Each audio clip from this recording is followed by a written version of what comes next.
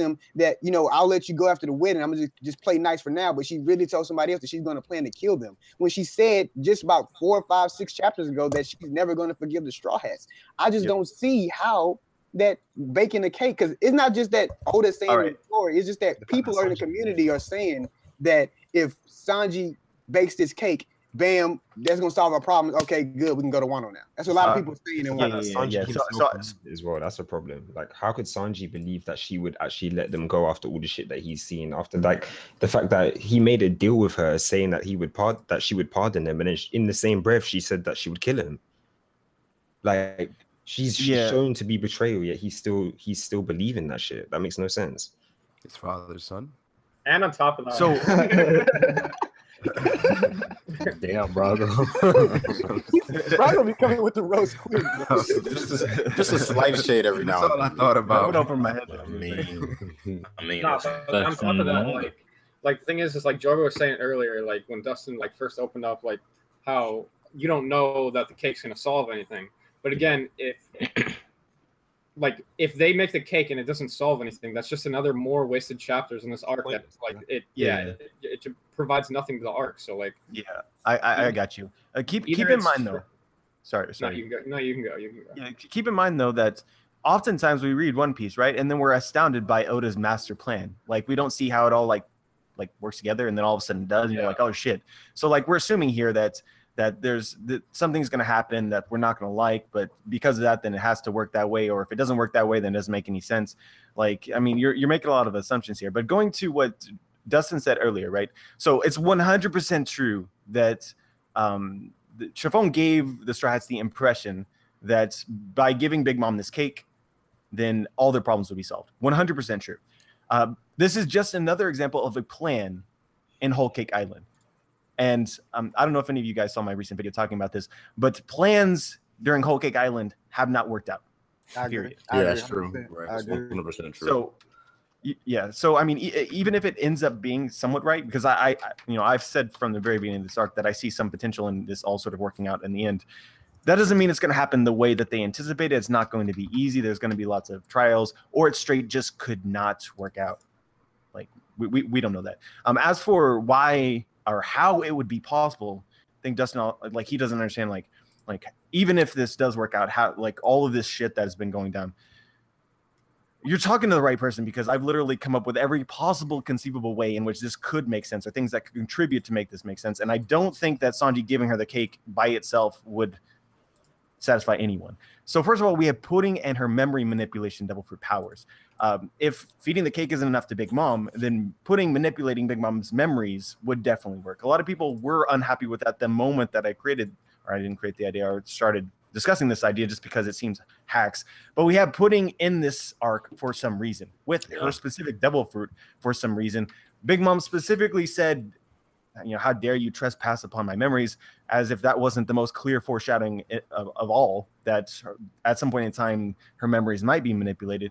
This also ties back with her past with Carmel, in which it has some relevance to her current mindset, it feels like.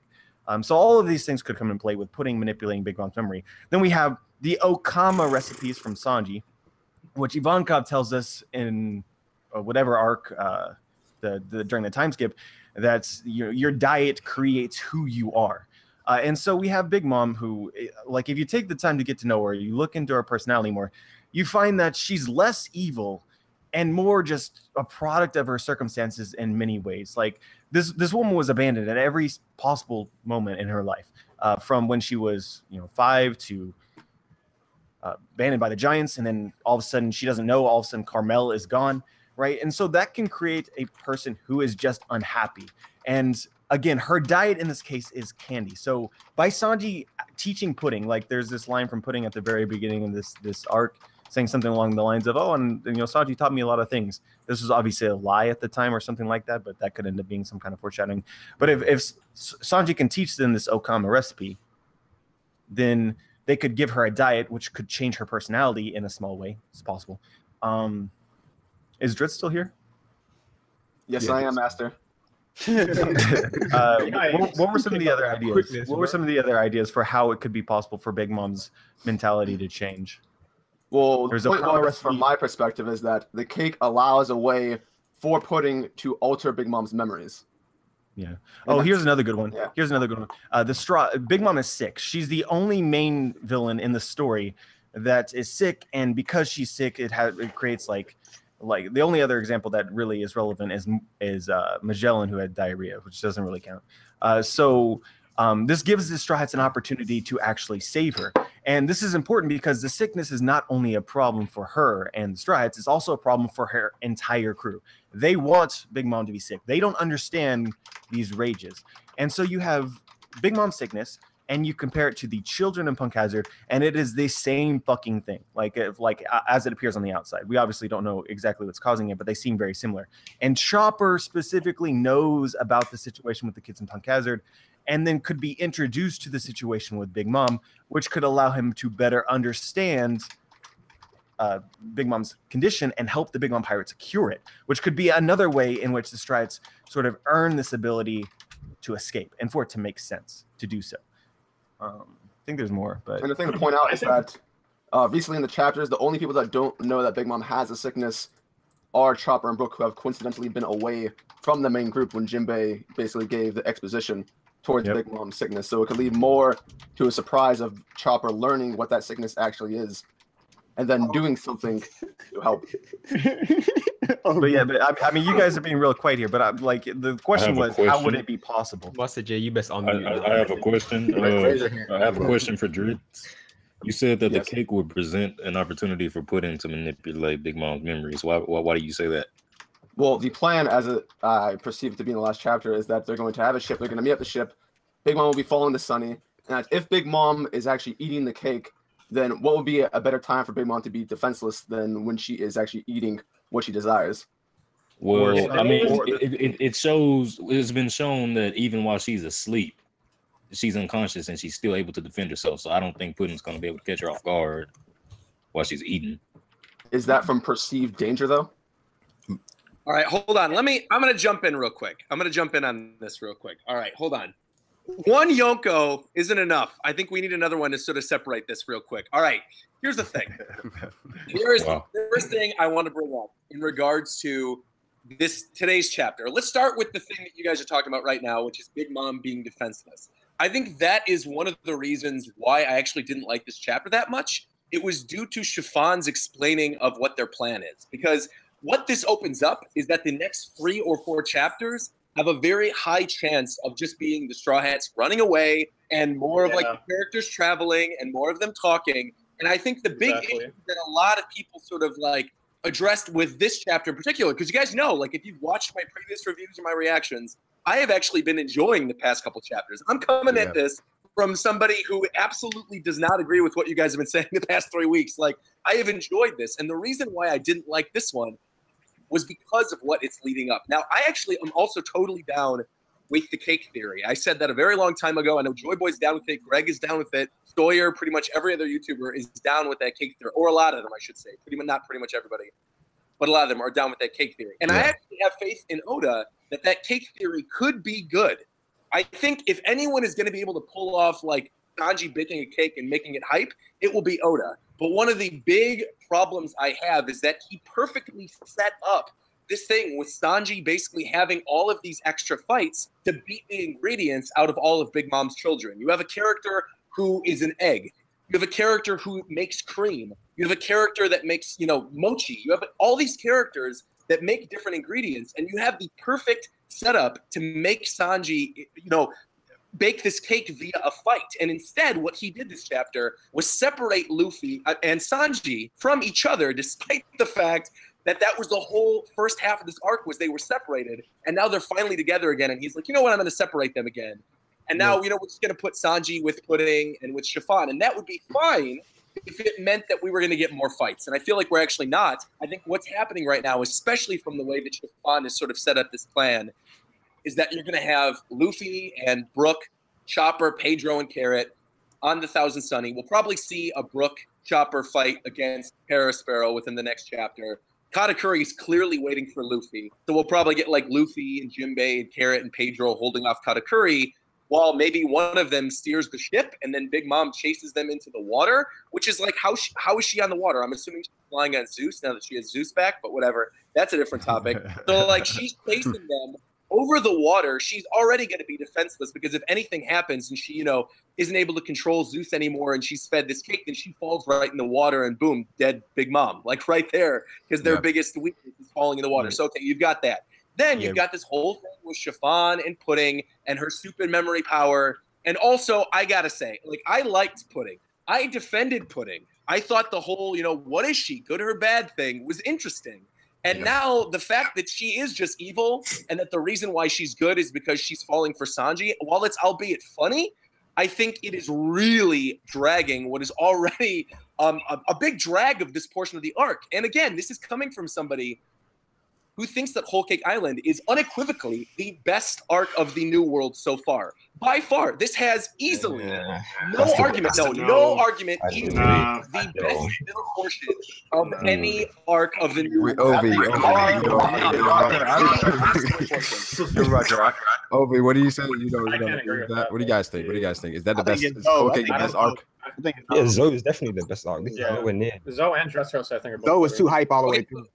I'll give you Zoe. I will give you Zoe, but I think my point that I'm trying to make with Whole Cake Island, and the reason why I feel a lot of people are upset right now with today's chapter and with the past few, is that Zoe, and I'm glad you brought that up because Zoe is a perfect example of this. Zoe was a self-contained surprise arc. We didn't really know how long we were going to be on Zoe. It was told in a very unique way where the exposition was all done in flashback, and we didn't know how the arc was going to resolve itself. We assumed that Jack was going to come back, but we didn't really know how that was going to end. And so when it ended with the whole elephant literally not killing him, but like knocking him into the water, that was hype. That was exciting. And then we went off to Whole Cake Island and we figured, okay, this is going to be an exciting arc. We're in Yonko's territory. But really, it's played out like a Dressrosa. It's played out like any of these other arcs, despite the fact that the Yonko is much more powerful than any of the other villains we've gone up against. But I mean, if you're looking at this arc compared to something like Dressrosa, I'd argue that Dressrosa had a really strong beginning, right? You had the Corridor Coliseum, the introduction of Fujitora, all that stuff. And I would say the beginning portion sort of ended with Sabo getting the Marimaro no Mi. Then you've got the middle section, which is like Luffy fighting Doflamingo and losing, and then kind of at the end of that middle section, because I think a lot of you guys are forgetting like the factory and Mansherry and like the 3 different Frankie Senior Pink fights and like Queen Vacna stuff, all these horrible portions of Dressrosa. I feel like people are just totally forgetting about. But in actuality, the middle of Dressrosa was pretty bad, and then the ending of Dressrosa's middle, which was the Corazon flashback, was pretty good. And then the ending of Dressrosa was, of course, hype, where you had some of the Doflamingo family member fights. Yeah. And then Luffy versus Doflamingo, year 4 and Roger, can I say like the same thing for? Well, I just want to say one thing really quick. I feel like you can say the same thing for Whole Cake because like it was kind of like, I don't know, I wouldn't say trash at the beginning with the Seducing Woods because it was only like a few chapters. It was like kind of boring, and then it like kind of sped up all the way up until the cake fell, and then like now it seems like it's slowing down really, really hard in these last chapters. I feel like this is more like a mini Marine for it, honestly. It's like a get in, get Sanji, and get out. Like that's basically what Marineford was for Ace, but it's for Sanji now. It's like a minier version of that. But I think that's kind of my point. Like what you guys just brought up with how it's a lot like Dressrosa, I actually don't think it is because I mentioned Dressrosa's beginning and ending were both really strong. Whole Cake's beginning, arguably, was very weak. And now where we are in the ending is also arguably very weak. And yet the middle, starting from Luffy versus Sanji and ending with the cake falling, you know, the castle crumbling, was all amazing. We had like 5 out of 5 chapters every freaking week. There were plot twists with Pudding. There were things about the Vinsmokes we find out. Finding out the judge was a bitch was huge. Like, I mean, I'll say in the beginning as well, Luffy versus Cracker. Yeah. Like I guess you can make the argument too. Like, Luffy versus Cracker was the beginning and the middle, but like the middle was so strong. And I feel now that's why people are sort of upset with this arc, is because the action is falling. I think that we can all agree that what we're looking for is more action. That's what's going to be lacking. That's what everyone wants. Even Roger wants it. We don't want a situation in which the Strats are running away. Sanji goes to the island to go make the cake, and then it just the arc ends in an anticlimax. Like, do you guys, are you looking for reasons to believe in action? Do you want me to provide those reasons? It seems like most of the community is okay with pardoning not having action in this arc just because they expect action in Wano. So they really kind of accept the way for the arc to be anticlimactic just so they can go on to Wano and have the ending of of every single arc in One Piece is always extremely exciting. Always. The only one that was kind of not exciting from an action standpoint would be the Amazon Lily arc, which was incredibly short. But I mean, if you're just looking for things to believe in, like things to perhaps look forward to or to have hope in, you were talking about how Sanji was going off on his own, and that's not what you were really looking for. You were hoping that he would take on all the commanders and whatnot. So one thing that's interesting about Sanji going off on his own is it sets up perfectly, and unlike other situations, it sets up him in a 1v1. That's what it does, because he has Pudding and Chiffon with him. That's it. And so versus who we think. Right, exactly. Versus who? Katakuri's 1,000 funny. You've got Cracker already taken out. Ichiji. Oh, Ichiji. Okay. He literally passed up his friends and still went to go bake a cake. That's another. So that doesn't mean he doesn't have any chances to fight. There are ways the story can evolve in methods. Right, the Vince Smoke are going onto their ship. They're going to go somewhere. They're going to be traveling to Chocolate Town. Maybe they meet up somewhere in the middle of the ocean. Maybe they meet up in Chocolate Town. You can't really predict how Oda's going to do this. The things that I believe in are that Sanji has specifically fought every single member of his family, with the exception of Reiju, except for Ichiji. Why is that? When Ichiji is by far the worst Vince Smoke, the one with this most severe lack of personality, the one that seems to be the most antagonistic, and the leader of the brothers is the one that Sanji hasn't confronted yet. Why is that? Going back into the events where sort of Judge forgave Sanji, it was Judge who said, "I won't hurt you or your friends. I won't go after your owner Zeph." But he did not say that to his children. And then in the panel below that, he said, "We of the Germa 66, implying his children, will protect you until Caesar flies off into the sky with Capone." And then when that happens in the story and Caesar flies off with the Capone, we see a picture of Ichiji as he looks up to them. There they go, huh? So it draws your attention to this importance of the sort of the because they're probably forced to follow Judge's orders. So that order is over essentially after Caesar flies away. So now it's possible for Ichiji to confront Sanji. How exactly that will happen, how we'll get there, I don't know. But because Sanji is by himself and not with the rest of the crew, then you have an opportunity for a 1v1. In your opinion, can something make sense and still be trash? I mean, I don't know. You'd have to give like an example, maybe. Yeah. Well, the example is exactly this. Like last chapter, I predicted that the cake was going to be made. This chapter, that we were basically going to get confirmation that Sanji was going to make the cake, because I was saying, like, why else would Chiffon and Pudding be at the Seducing Woods if they weren't going to get Sanji? And I said, Sanji's definitely going to make the cake now, but I still think it's trash that he's doing that. It's not climactic enough, right? Yeah. So this is another thing that I want to talk about, which is we don't know that the arc is going to end. Time out real quick. I want to address that really quick. And I think that's important, is that I don't agree with. I don't think a lot of people want somebody else to cook the cake. I think if anybody's going to cook the cake, we want it to be Sanji. Like, am I mistaken in thinking that? No, you're right. I think nobody wanted a cake. They didn't want a cake. I don't want a cake at all. But I mean, I think everyone just doesn't want the cake to be the end. Like, how could you guys not think that was going to happen? No, okay. The reason is because it leaves us with such shitty options for like the climax of the story, right? So like either like Sanji just makes the cake and then like Big Mom is like allies or something with him, which is like complete trash, I think, in my opinion. Yeah, absolutely. Or B, like he makes the cake and then nothing gets solved, and then it's just a pointless plot point in the story, which is also trash. Why are those? So let me go back to the Baratie arc, right? Sanji made food for his enemy. Yep. Was that pointless? Even though the enemy ate the food, he regained his strength and then continued fighting. Would you consider that to be pointless? No. No, it wasn't pointless. It's all part of establishing Sanji's character as somebody who, when food needs to be made, he as the cook will make it. Regardless of the circumstances. No, but hold on. But that was different. The difference is that it was like a huge plot point of the arc, because he ate it and then betrayed him and still got Don Krieg to come back to the ship. So like that was like maybe that foreshadowed was about to happen. But that was maybe a starving enemy. Remember, he said he will never let anyone starve. Big Mom isn't starving. There was actually a specific panel showed before she went into her rage that the kanji read grumbling. Yeah, her stomach was growling. She's just being greedy though. It's not like he also said at the start of the arc that she's not like on the brink of death, but she's very hungry. They were two completely different situations. He also said he would never fix food for people who see fit to dispose of their allies. Yeah, when he's talking about the Big Mom pirates. Yep.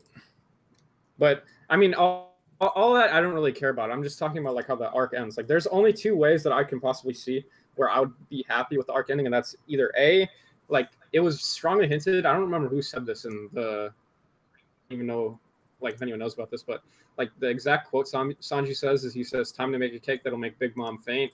So it's like hinting that like she's actually gonna like poison it or like literally make her faint when she eats it. So that's how they get off the island. Or B, they literally just completely fail after she gets in. Like everyone gets captured, and the only way they get out is Luffy spins the wheel and they lose lifespan. So. Okay, I'll interject real quick then, because that's not going to happen. Luffy's not going to. Yeah, I know. Yeah, but I do like. I like what you were bringing up earlier about like potentially poisoning the cake. I don't think he poisoned it, but I do think it could have something to do with those recipes that he learned during the time skip, which we still know nothing about. Yeah. And that would be the cool opportunity to maybe throw one of those in while he's baking the cake. But I guess the other thing about this, to address what some of you guys were talking about earlier, is like, how is this arc going to end? Right? We know he's going to make the cake and it's going to resolve something, and that by the end of the year we're going to be in Reverie and Wano. And I think the editors of One Piece made a huge mistake by one, announcing we're getting to Wano by the end of the year, and two, then clarifying and doubled down on that by saying that we're going to go to Reverie and Wano during this year. Because if you look at the calendar right now, say we have like another 10 more chapters, that brings us into like early November, late October, right? And then, like, assuming we get a break, that'll maybe take us to like, yeah, that's not counting breaks, right? So, like, assuming we get 2 or 3 breaks in between that, that'll take us to like the end of November. That would leave us with like a chapter or 2 chapters for Reverie, and then start beginning Wano literally with the very last chapter of the year. And I don't think that's going to happen. I think at most we've got like 8 more chapters. And considering how this chapter ended with Luffy and the rest of the Straw Hats outside the Thousand Sunny, I would assume we maybe have 1 more chapter of Hero Sparrow. We got another chapter with a couple chapters, I would assume, with the Katakuri fight, maybe like interspersed with Sanji baking the cake. And then throughout, I don't know how they're going to do it, or like who's going to be the sort of one to take them away. But I feel like there's going to be something where either the story ends right in the midst of Big Mom eating, and then we jump to Reverie. And then as soon as Reverie ends, we jump back to like see the resolution of what happened. Like, I feel like something during the end of this arc is going to be concealed by Reverie. I think this arc is going to end very non-traditionally, where something is going to sort of like cut to Reverie. We'll see Reverie. We'll come back and things will be resolved by that point. Yo, Roger, and everyone in the stream, I have a question for you. When the editor was referring to the year of Sanji, the big events for Sanji in the future, can we all agree that it's probably likely to be related to this cake thing now? In that respect, okay. They said the editors said that the year of Sanji would be in 2016, and here we are near the end of 2017, getting to the events that it seems likely that they were referring to. The point that I want to make is that why are we buying these editors' remarks? They're there to sell One Piece. They're there to hype One Piece. Like, I understand that they're as trustworthy as sources that we're going to get, but at the same time, when it doesn't appear like anything can be handled in the time frame that we're given in a way that's satisfying, then I just think that we should consider that, like always, the editors are wrong. And also, there's a lot of people. Wait, time out. Wait, save that second point, because I want to address the first one first, which is, why do we believe the editors when they say we're going to Wano this year? There's one thing in particular that did not happen with any other arc that happened just recently, which is the announcement that there is a cross One Piece Kyoto event happening in real life at the end of October to celebrate the beginning of Wano country. That's been confirmed. The dates are set. I think it's like October 22nd in Japan. That is happening in Kyoto. And they are confirming, and they're putting a lot of money into the fact that we're starting Wano during the year of the 20th anniversary. So I think there's like a lot of other things in play regarding them actually hitting their date this time, as opposed to just saying, oh, we have about 60% of the arc left. And 2, if you guys remember this, there was another note by one of the editors around the ending of the climax of the wedding stuff, where one of the editors said, if you guys think this is exciting, just wait, because the pace of the story is going to like double down. It's going to get way faster from out. And then he said that, and then now it's been way slower. So I don't know if he was trolling us or what was going on there. But what I'm assuming he meant by that is that the pacing in terms of big events happening is going to speed up. Like maybe what he meant is that now that we actually have this thing with Sanji baking the cake, that will only last like 2 or 3 chapters. And maybe like Luffy versus Katakuri will only last 2 or 3 chapters. And then, like I said, we cut to Reverie, we cut to Wano, and we actually get to all that by the end of the year. I don't see how this cake gets people in. Oh, my bad, Message J. Go ahead. Yeah, speaking of pacing, like, can we kind of pick this up, man? People in the chat getting kind of restless. I ain't gonna lie. As a man of the people, you know, I don't want to cut Roger off. I mean, I kind of do, but it's like, let's get this picking up. Come on. I don't understand how people think that. No, I want to ask Master J, please, owner of the Rogers Base diss track, please tell us. Yeah, since we're here now, Master J, so you want to address Rogers Base right now? What's happening? Yeah. Look, man. Wow. I said, man. What did you just say? Look, man. You said you would be ready. Hey, you said you would be ready. Hey, I got the guns blazing right now, man. What do you want, Rogers Base? Okay. All right, let's take a detour arc, just like okay, bro. Come on. Take it outside. Let's go. Don't be silent now. You had all that talking a second ago. Just start. I'm waiting for you to bring up a point. Talk to me about something related to Whole Cake Island. I want to test your knowledge really quick, big dog. Let's go. Test my knowledge. Hold up, I take that as a racial slur, bro. Trying to call me ignorant? An ignorant black man? Master J, why are you always pulling out these cards? From the way your diss track was set up, I was pretty sure you were white, Master J, so I'm sorry.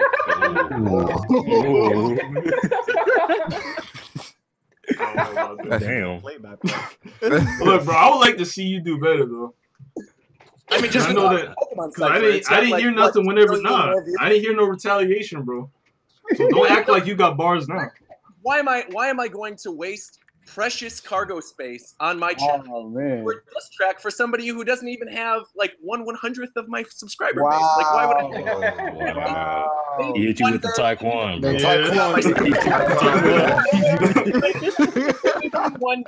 Maybe one day I'll put it on my secondary channel, but then I remember my secondary channel is also more successful than your main channel, so I don't really know what's going on here. He's flexing. Like the fact that you upload them like once every 3 weeks. So explain yourself really quick. I want to know. That I think this, but I feel bad for you, James.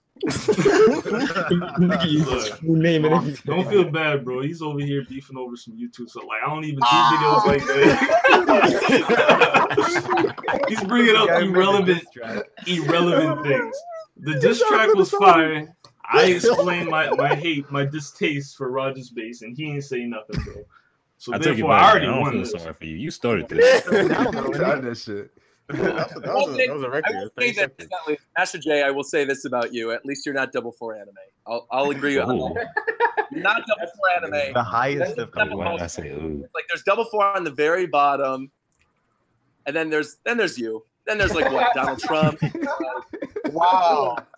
I don't know. I'm trying to think of some other bad YouTubers. Name some other bad YouTubers. They all got hella views and don't put Jake Paul. Oh, Jake Paul. No, Master J, I'll give you that. You're better than Jake Paul for sure. Wow. You said Jake Paul. That's a I'll take that as a compliment. Not really.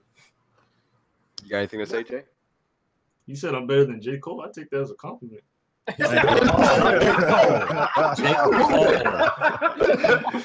Jake Paul, not J. Cole. This nigga wanted to hear J. Cole. I was kind of flattered for a second. I was like, yo, I didn't know it was cool. Was anybody excited when they read the end of the chapter, the last panel? Was anybody legitimately excited for the next chapter based on it? Hands, bro. It was a bit weird. I was curious. I wasn't really like, oh, yo, this is hype. He's making a cake. I was like, yo, he's making a cake? Like, that was my reaction. Also, like, just to get the conversation back on track, going back to what Joe Boy said about like the year of Sanji and the editors, like, blah blah blah blah blah. Like, even though like you can say all you want, like, okay, this wasn't the year of Sanji. This was supposed to be like kind of like a Sanji focused arc, and then Wano was going to be kind of like a Zoro focused arc. Even though they might not be the main characters, like it's still kind of focused around them. Like, I find it hard to believe that like Zoro is going to be this like, I don't know. Sanji's character was not. Yeah, underwhelming. There you go. Not in terms of power. Sanji isn't. I'm not talking about. Yeah, Sanji I'm not talking about in terms what does that even mean? Power. I'm just talking about in terms of like character and character development and like moments in the arc. Like I just feel like Sanji has just been so weak and like trash.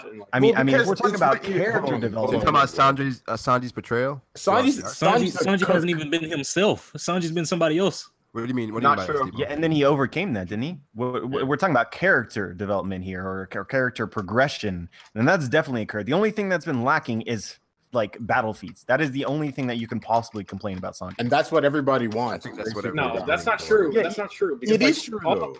It's really No, okay. Obviously, it's true to a certain extent. Like, I'd like to see Sanji do something, but that's not even the only part. Like, I'm not really that concerned about fights because I know that it's going to happen in Wano. But like the thing That's the point. That's because Yeah, everybody. but here's wants the thing. What's the last like battle feat Sanji had? Really? So you think it's cool for Sanji to make all the dumb decisions that he made throughout the arc? No, I didn't say that. Well, I mean, what What are dumb the dumb decisions you think he I was made, just gonna Steve? say Okay. which Yeah. one was dumb. Yeah. When he whooped Luffy's ass, what about that? Y'all don't think that was cool? Yeah. Not have So to I do mean, that. if you look into it, all of this makes complete sense. Sanji was in a fucked situation in which, on one hand, Cool. if he goes against the Big Mom Pirates, then Zeph dies.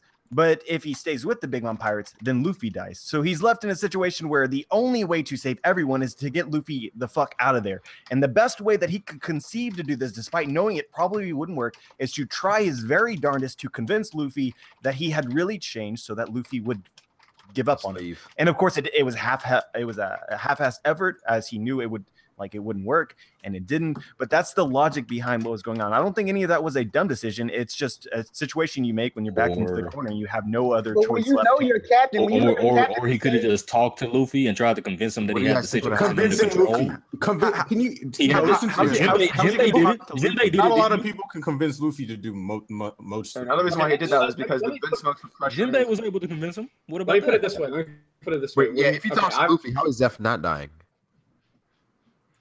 What do you mean? You're in a Actually, fucked stop. situation. Zeph If you from help dying. Luffy, What was your question? then Zeph dies. Yeah. That's the threat that was hanging over his head. Right. If he does not follow his orders, then Zeph dies. There's nothing that he can possibly do, nor Luffy can do, to protect him. Wait. The So only hold thing- on, wait, Nobody hold on, told talking about- Sanji. I could understand. I could understand if they said, "Hey, that's your captain. Go whoop his ass," just to prove that you really about this.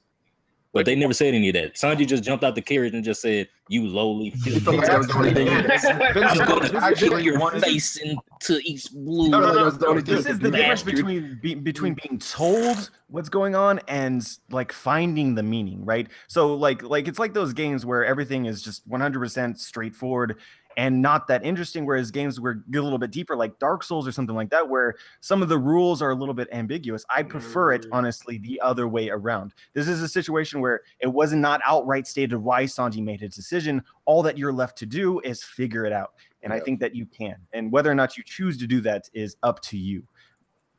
When you mentioned that, though, I want to go back to something you brought up earlier too, which is the Vince Smokes. And like, I'm curious where they do fit into the end of this arc, because you bring up a good point, Joy Boy, which is like Sanji is on his own, right? And there is the potential for that Ichiji Sanji confrontation. But what I'm wondering is like, what do they have to gain from fighting in this Sanji in this situation when they're trying to escape from Big Mom that same way? Like, what are they going to like kill Sanji so there's no cake and then like die themselves? Because they're not. I mean, have some plan and like. Yeah, it could be. It could be a coincidence. Together like a giant Gundam, like unless they have some specific plan to take her out, there's absolutely nothing to gain from trying to stop Sanji at this point. Well, Ichiji, if he's trying to prove himself, interesting- maybe. Yeah, well, so there's a couple. It could be a coincidence that they meet up and Sanji does something that just ticks Ichiji off because of things revealed about his character. That's possible. But I also think that it's really interesting, some of the things that the Vince Smokes threatened early in this arc about capturing Pudding, and the fact that as witnesses to the events that occurred in the Tea Party, it's very possible that they know that Pudding is a member of the Three-Eyed Tribe,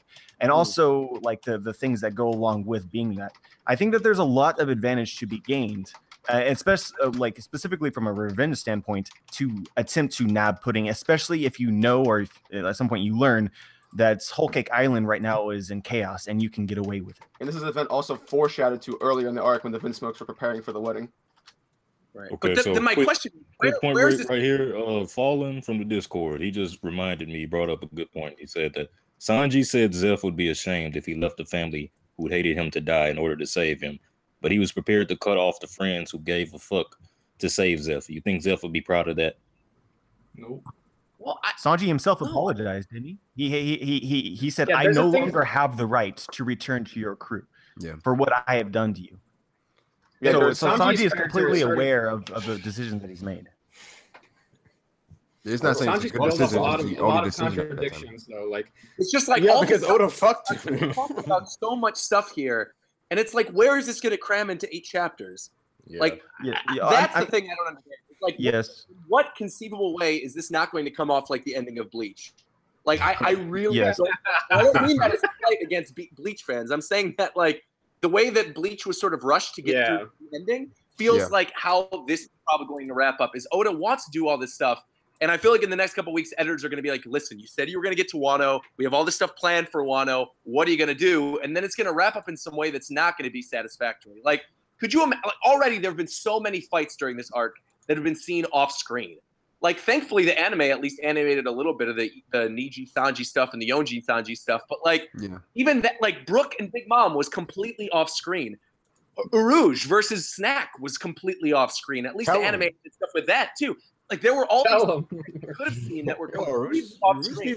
And now I'm worried because the end of this arc could very easily be they get on the Thousand Sunny. All this stuff happens. Sanji's about to prepare the cake. You see Luffy and Katakuri. We cut to Reverie with some other random thing with like Vivi and Fujitora or whatever. We come back, and then the whole thing is resolved on Whole Cake Island. We don't see what happens. You just see a happy Big Mom eating cake, and the rest of the characters. That would be trash. And also, like, another thing I completely forgot about is the fact that Katakuri and Perospero are on the ship right now. The only way I can see them getting knocked off the ship or getting out of the ship is some completely retarded bullshit way. Exactly. I don't know. Maybe it has to do that's one of the main things that bothers me. That's what I was going to say. If it's something to do with the fishmen, maybe. But like, I don't know. But even the fishmen, Chopper and Brook are still like standing. Like Aladdin and Praline are not Katakuri level. Luffy is barely Katakuri level. Aladdin, Praline, they don't need to be stronger than them in order for them to help.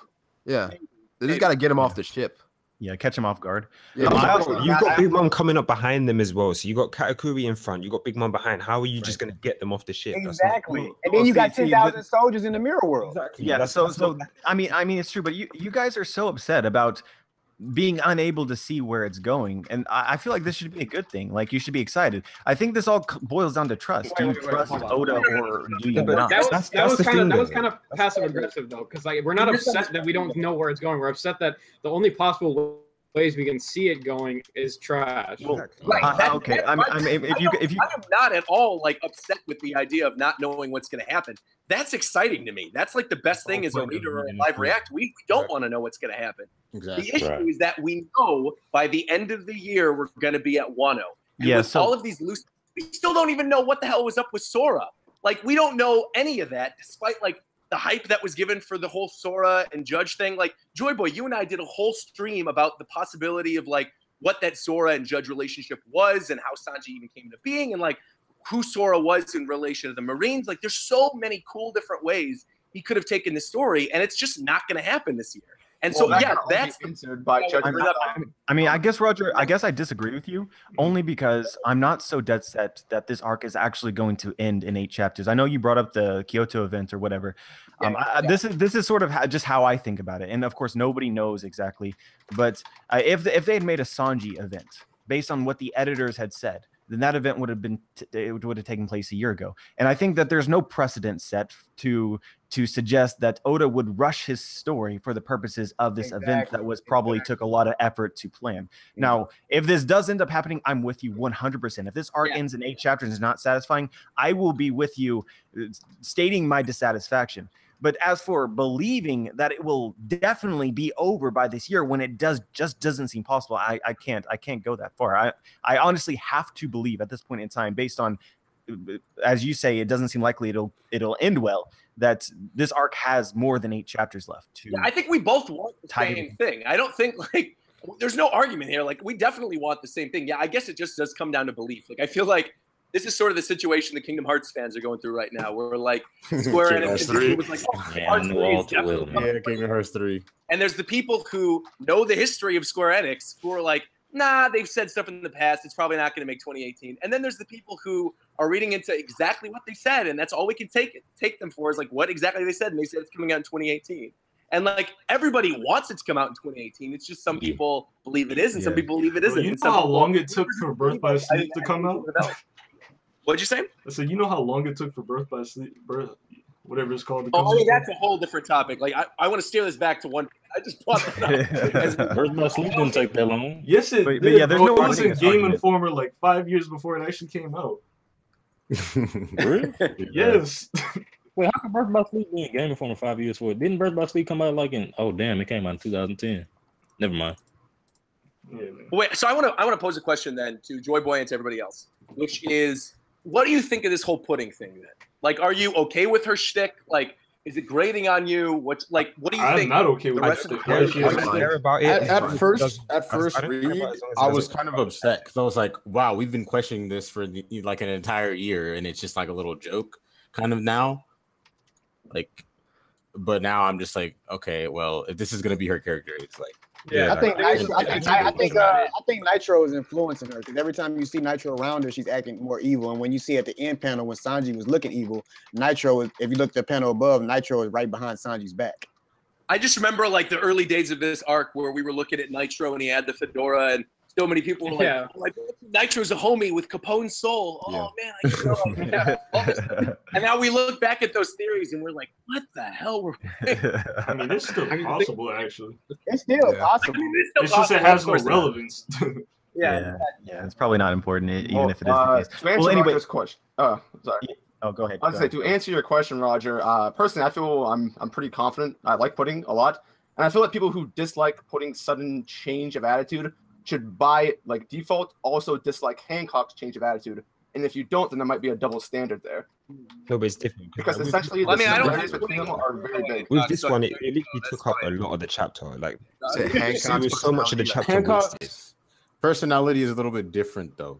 Like you can see, but the circumstances of how they changed are very similar when you compare them to Luffy and Hancock. Well, hold on, I want to comment on that really quick because it could be a little different because we don't know if this is how Pudding was from the start of the arc or if Sanji like kind of like changed her from like evil to good. I think it was Roger that said that in his review. Agreed.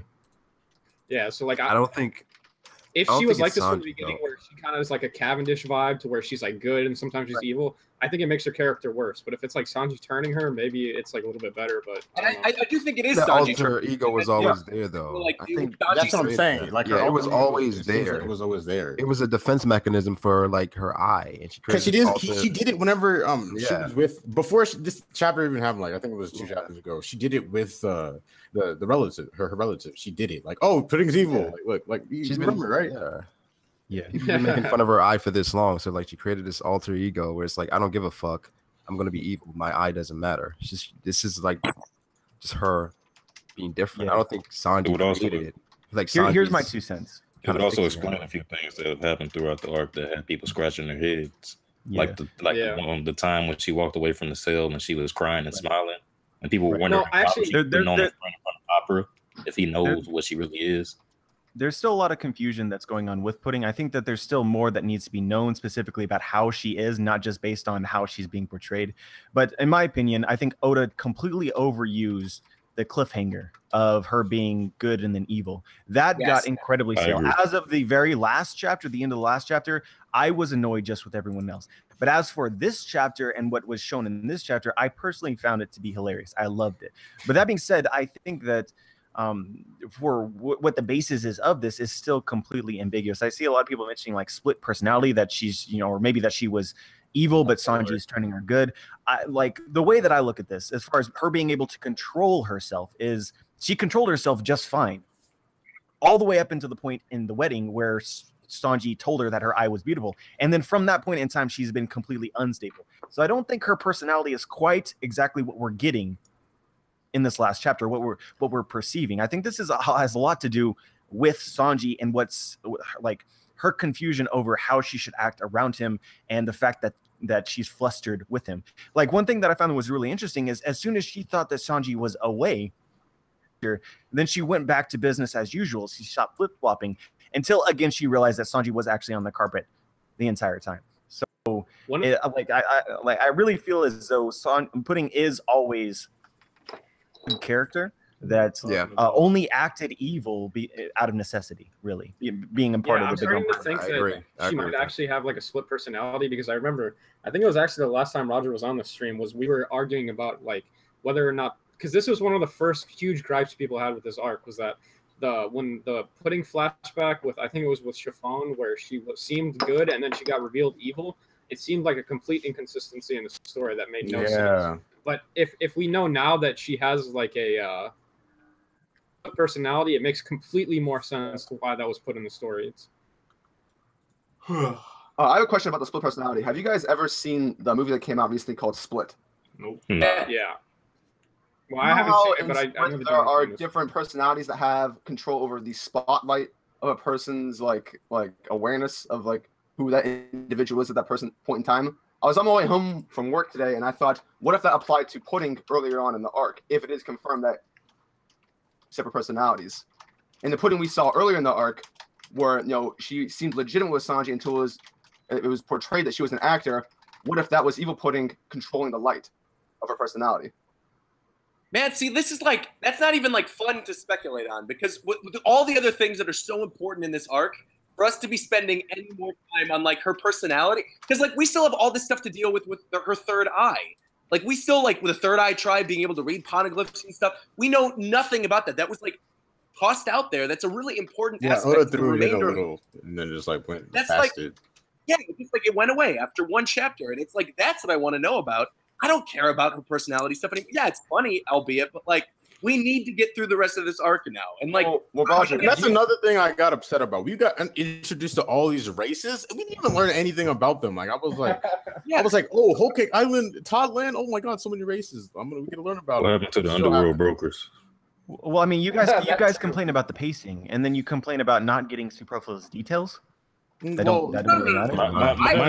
I feel like if the story is going to move slow, if the story is going to move slow like this, then we should be getting exposition. We should be getting here's how I see this arc. I was talking about it being a mini Marineford get in, get out kind of thing. It's a detour arc, right?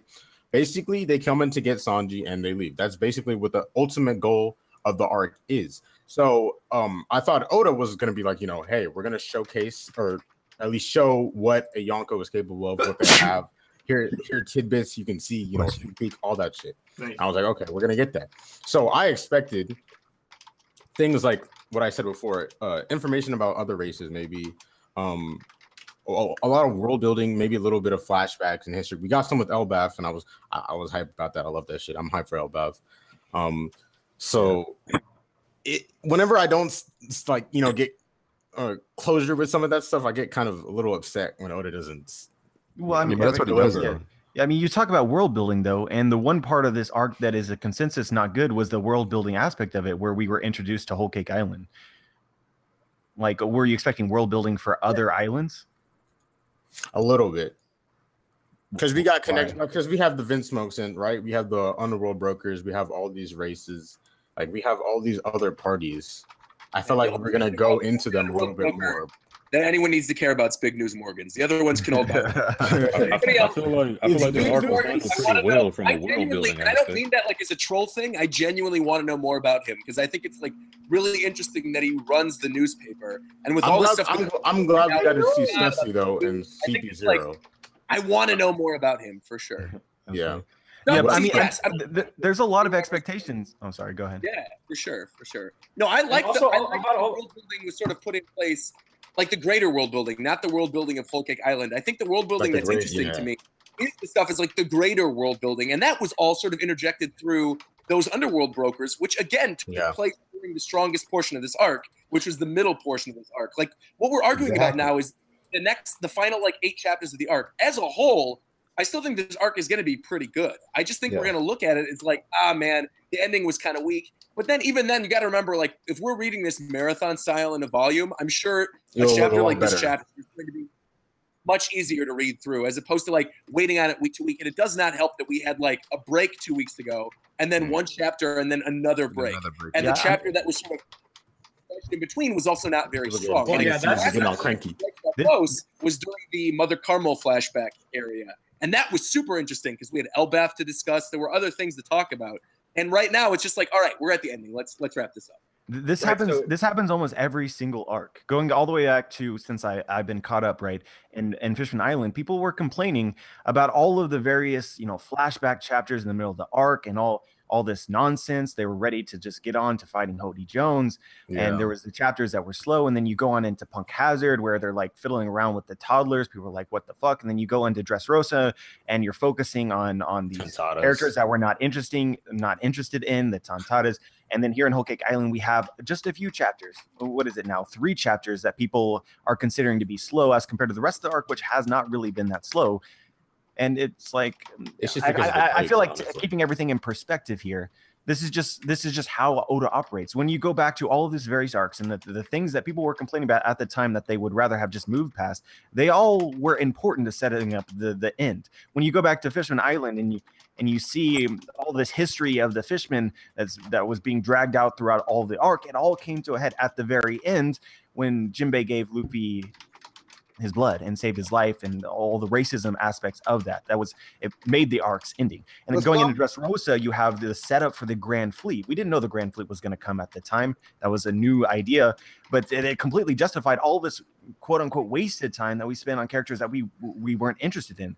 And of course, I think Oda would have preferred not to have to do what he did, but I think in order to justify the Grand Fleet, we needed to get to know them. So that's why that occurred. So going into Whole Cake Island with these 3 chapters here, these setup chapters, I'm sure that we will probably, given precedent, look back on them and be like, okay, well, these weren't the best chapters at the time, but what they set up, what they revealed to us was important going forward. Even if it's something as simple as these last few chapters have solidified 100% that Big Mom is leagues ahead of Luffy right now. That there is no doubt that he needs a huge power buff. Yeah. Yep. That doesn't mean it's going to be good though. When we still get to the end of the arc, you can have writing that's necessary to set up for the end, but that writing can still be not enjoyable.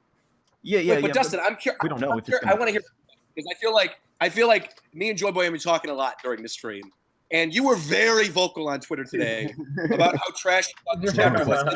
Joy Boy seemed to have liked it. I was kind of in the middle. I thought it was average, and you straight up hated it.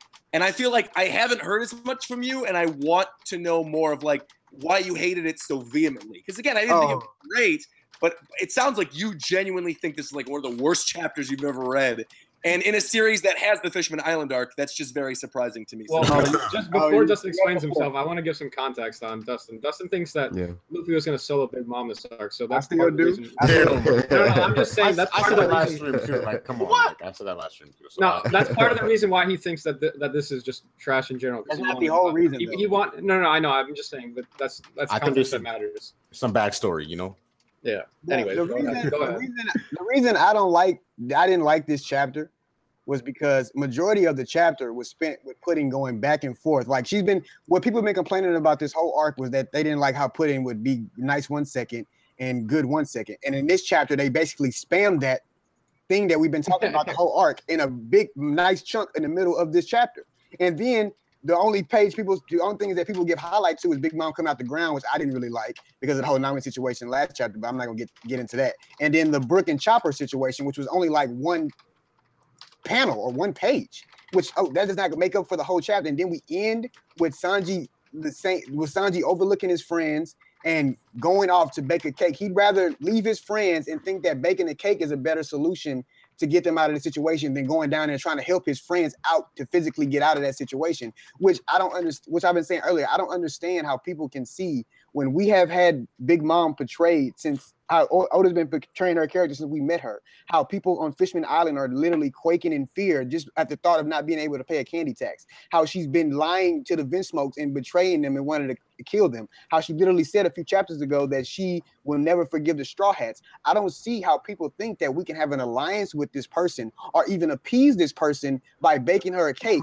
If she bakes the cake and she absolutely loves it, best case scenario, she's gonna say, I want to keep Sanji so he can make me that whenever I want to, and you can't have him. So I don't see how this is gonna solve everything. I just don't, and that just what makes me upset. It's not simply because I don't think Oda can rectify it. I believe Oda can, but it's people that think that this arc is gonna end that way, and I don't agree that if it ends that way, it'll be a happy ending or it'll be a great ending.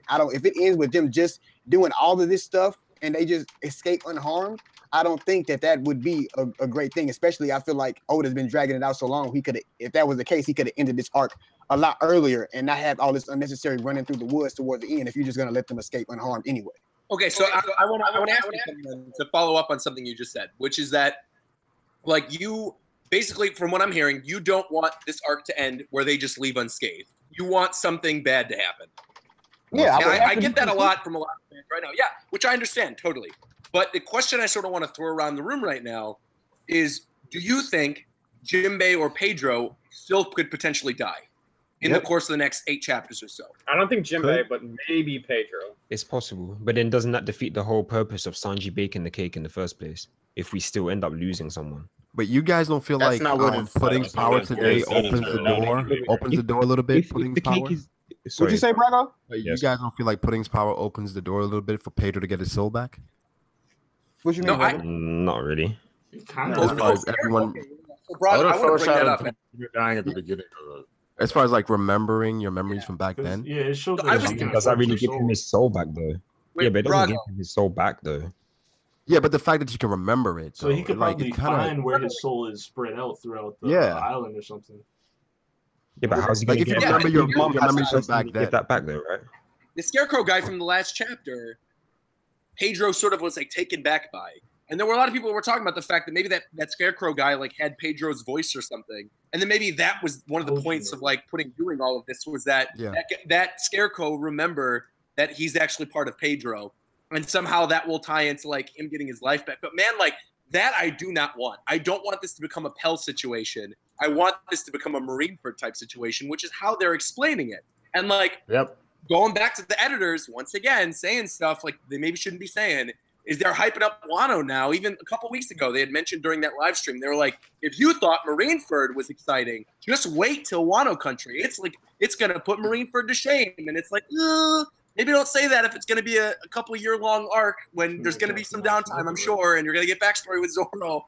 Maybe don't be hyping this up like Marineford 2.0. I feel maybe the climax it will be, but like, that's what people were saying during the wedding portion of this arc was that it feels like Marineford, especially in the sense that like you're going in and then you're escaping. Yep.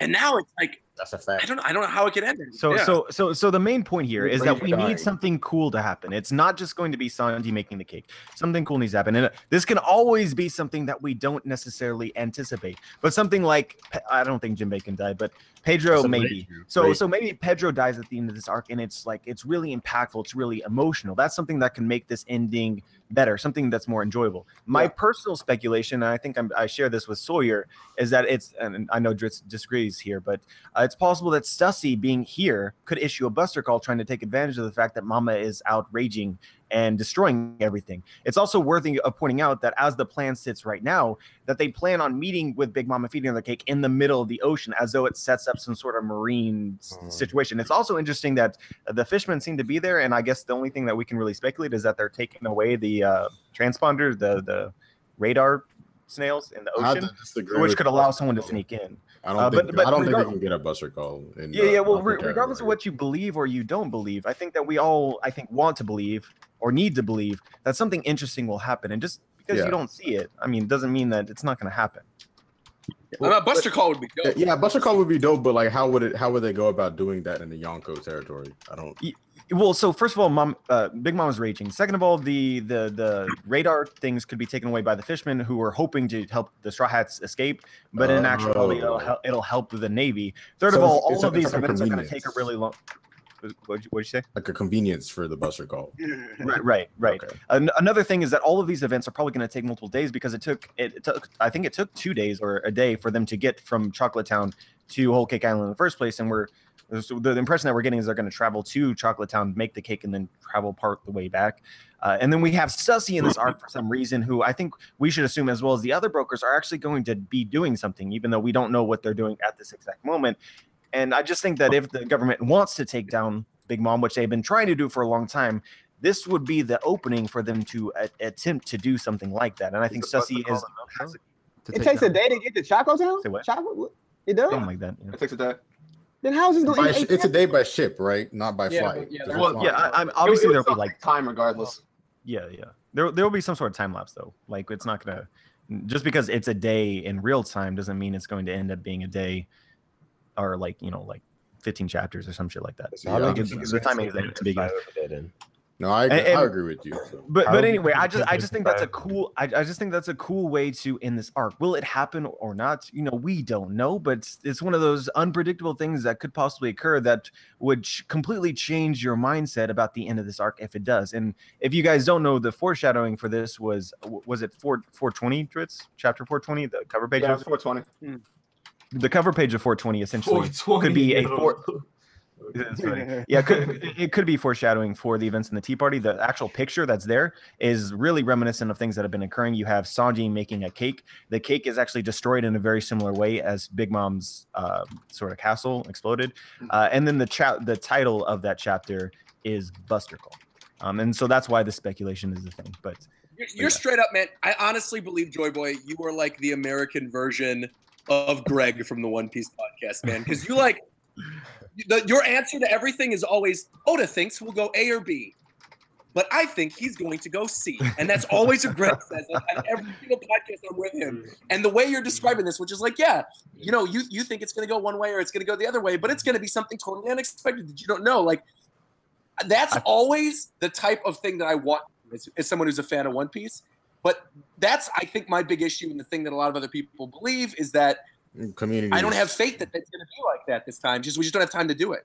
Yeah. I mean, if it comes down to a matter of faith, there's nothing that I can say. There's no ground to be reached here.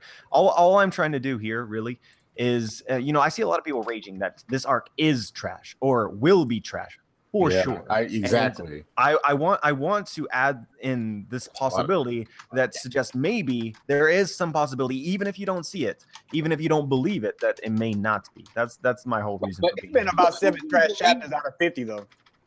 Who here in this call believes that Golden Island so far up to this point is trash? Me. Anybody? Nope. Nope, not me. Okay, so like, well, I mean, it depends on what you mean by trash, but no. Rick, I mean, what is that arc like? What is that if you argument? judge an arc by the ending, like you should, then I guess par. we could say it is trash. Because right now it's. But it's been some trash. If you compare it, it depends. Like if you're comparing it to your expectations, or you compared it to all the other chapters in One Piece. You know what I'm saying? Objectively or subjectively, you know. And then people say that you can't love One Piece and then give it negative criticism. Like you have to hate One Piece to negative. No, that's the thing, though. I think you should believe that's my thing. Like what is your reasoning for? I mean, Roger has his reasoning about the time frame. I get that, but aside from that, based on everything that Oda has given us in the past, do we have substantial reason to believe that the ending is going to be trash? The ending, I feel like, is always good, with the exception maybe of Dressrosa and the countdown to the ending. But I actually enjoyed the ending itself. But that's really the only example that I have of an ending that I wasn't fully satisfied with.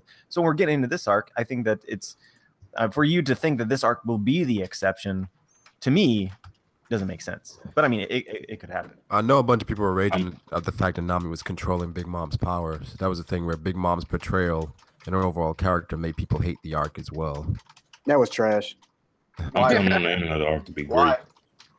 So Nami doing what it is that she has been set up to do for the entirety of the story, be able to manipulate the weather. Zeus didn't even do it willingly, right? Nami straight up used him as a conduit. My gripe, I think that was just show something, though. My gripe with that is not the fact that it makes sense. It makes perfect sense that she's able to do it. The fact she shouldn't be in the position to do that to Big Mom in the first place. That's why it's trash to me. But I think that's to show that Big Mom has an exploitable weakness, though. But she didn't. It didn't get exploited. Yes, it did.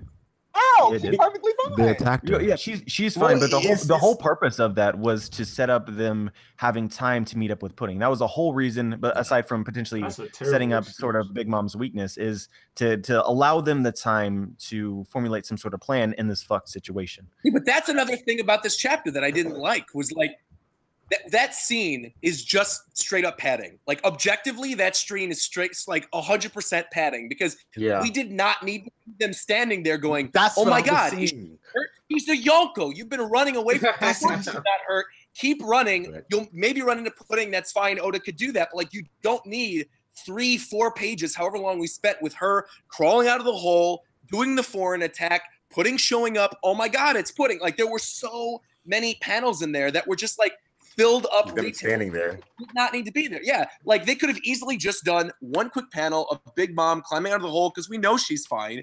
And why in the world did they think, oh, we'll just stand here, we'll watch her get out of this hole when they're in this dire situation? I literally stood there and was like, why aren't they booking it? Like while I was reading the chapter. Oh look, Big Mom's coming out. Oh look, she's going to the ground.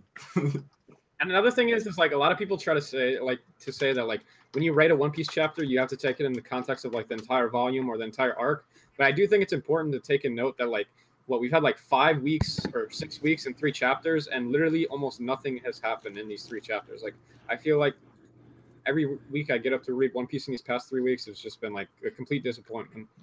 Yeah, but this all comes down to your perception of what has occurred and how important it might be later on. Like Nami's relationship with Zeus, her ability to control it, her ability to manipulate Big Mom's homies, Big Mom's strength in general, as well as the exposition that was dropped while they were running, which I believe will be important to this. There's a lot of little things here that perhaps your attention wasn't drawn to, but may be more we just want instant gratification, man. That's all we want.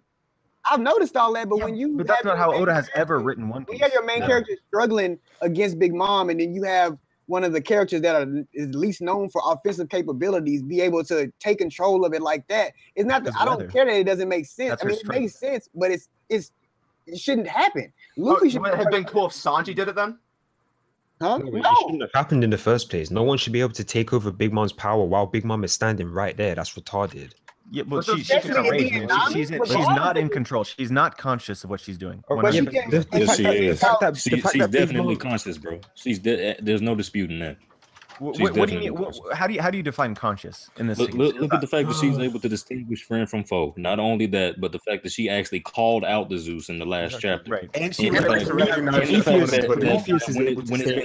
been stated that it's best to not get in her way. You cannot get in her way. There's nothing that can get in between her and what she wants. But these people, I don't know. Some people have been saying they're homies. I don't think they're all homies. The people who said, "Mama, let us help you," and they got right in front of her and she did nothing to them. Like she's aware that they're trying to help her. Right. But I mean, she's cool with that. During this chapter, she's not totally unconscious in this current mode that she's in. She was saying, "Why are you guys helping them? What are you doing?" Like she called them out. See, the thing to me that bothers me too about this whole Nami Big Mom thing is like I had no issue with Nami feeding the black weather balls or whatever to Zeus. I thought all that was funny, and I thought that was like it made sense because of her power, like with the climate attack and everything like that. Like that totally made sense to me. The thing that I did not like, and I was not on the stream when you guys talked about this chapter, and this was also kind of thrown away recently too, but like the thing I really did not like is that they brought back King Bomb again after he was ripped in half, and then they're like, "Oh, Nami, how are you controlling him?" And she's like, "Oh, I happen to rip card."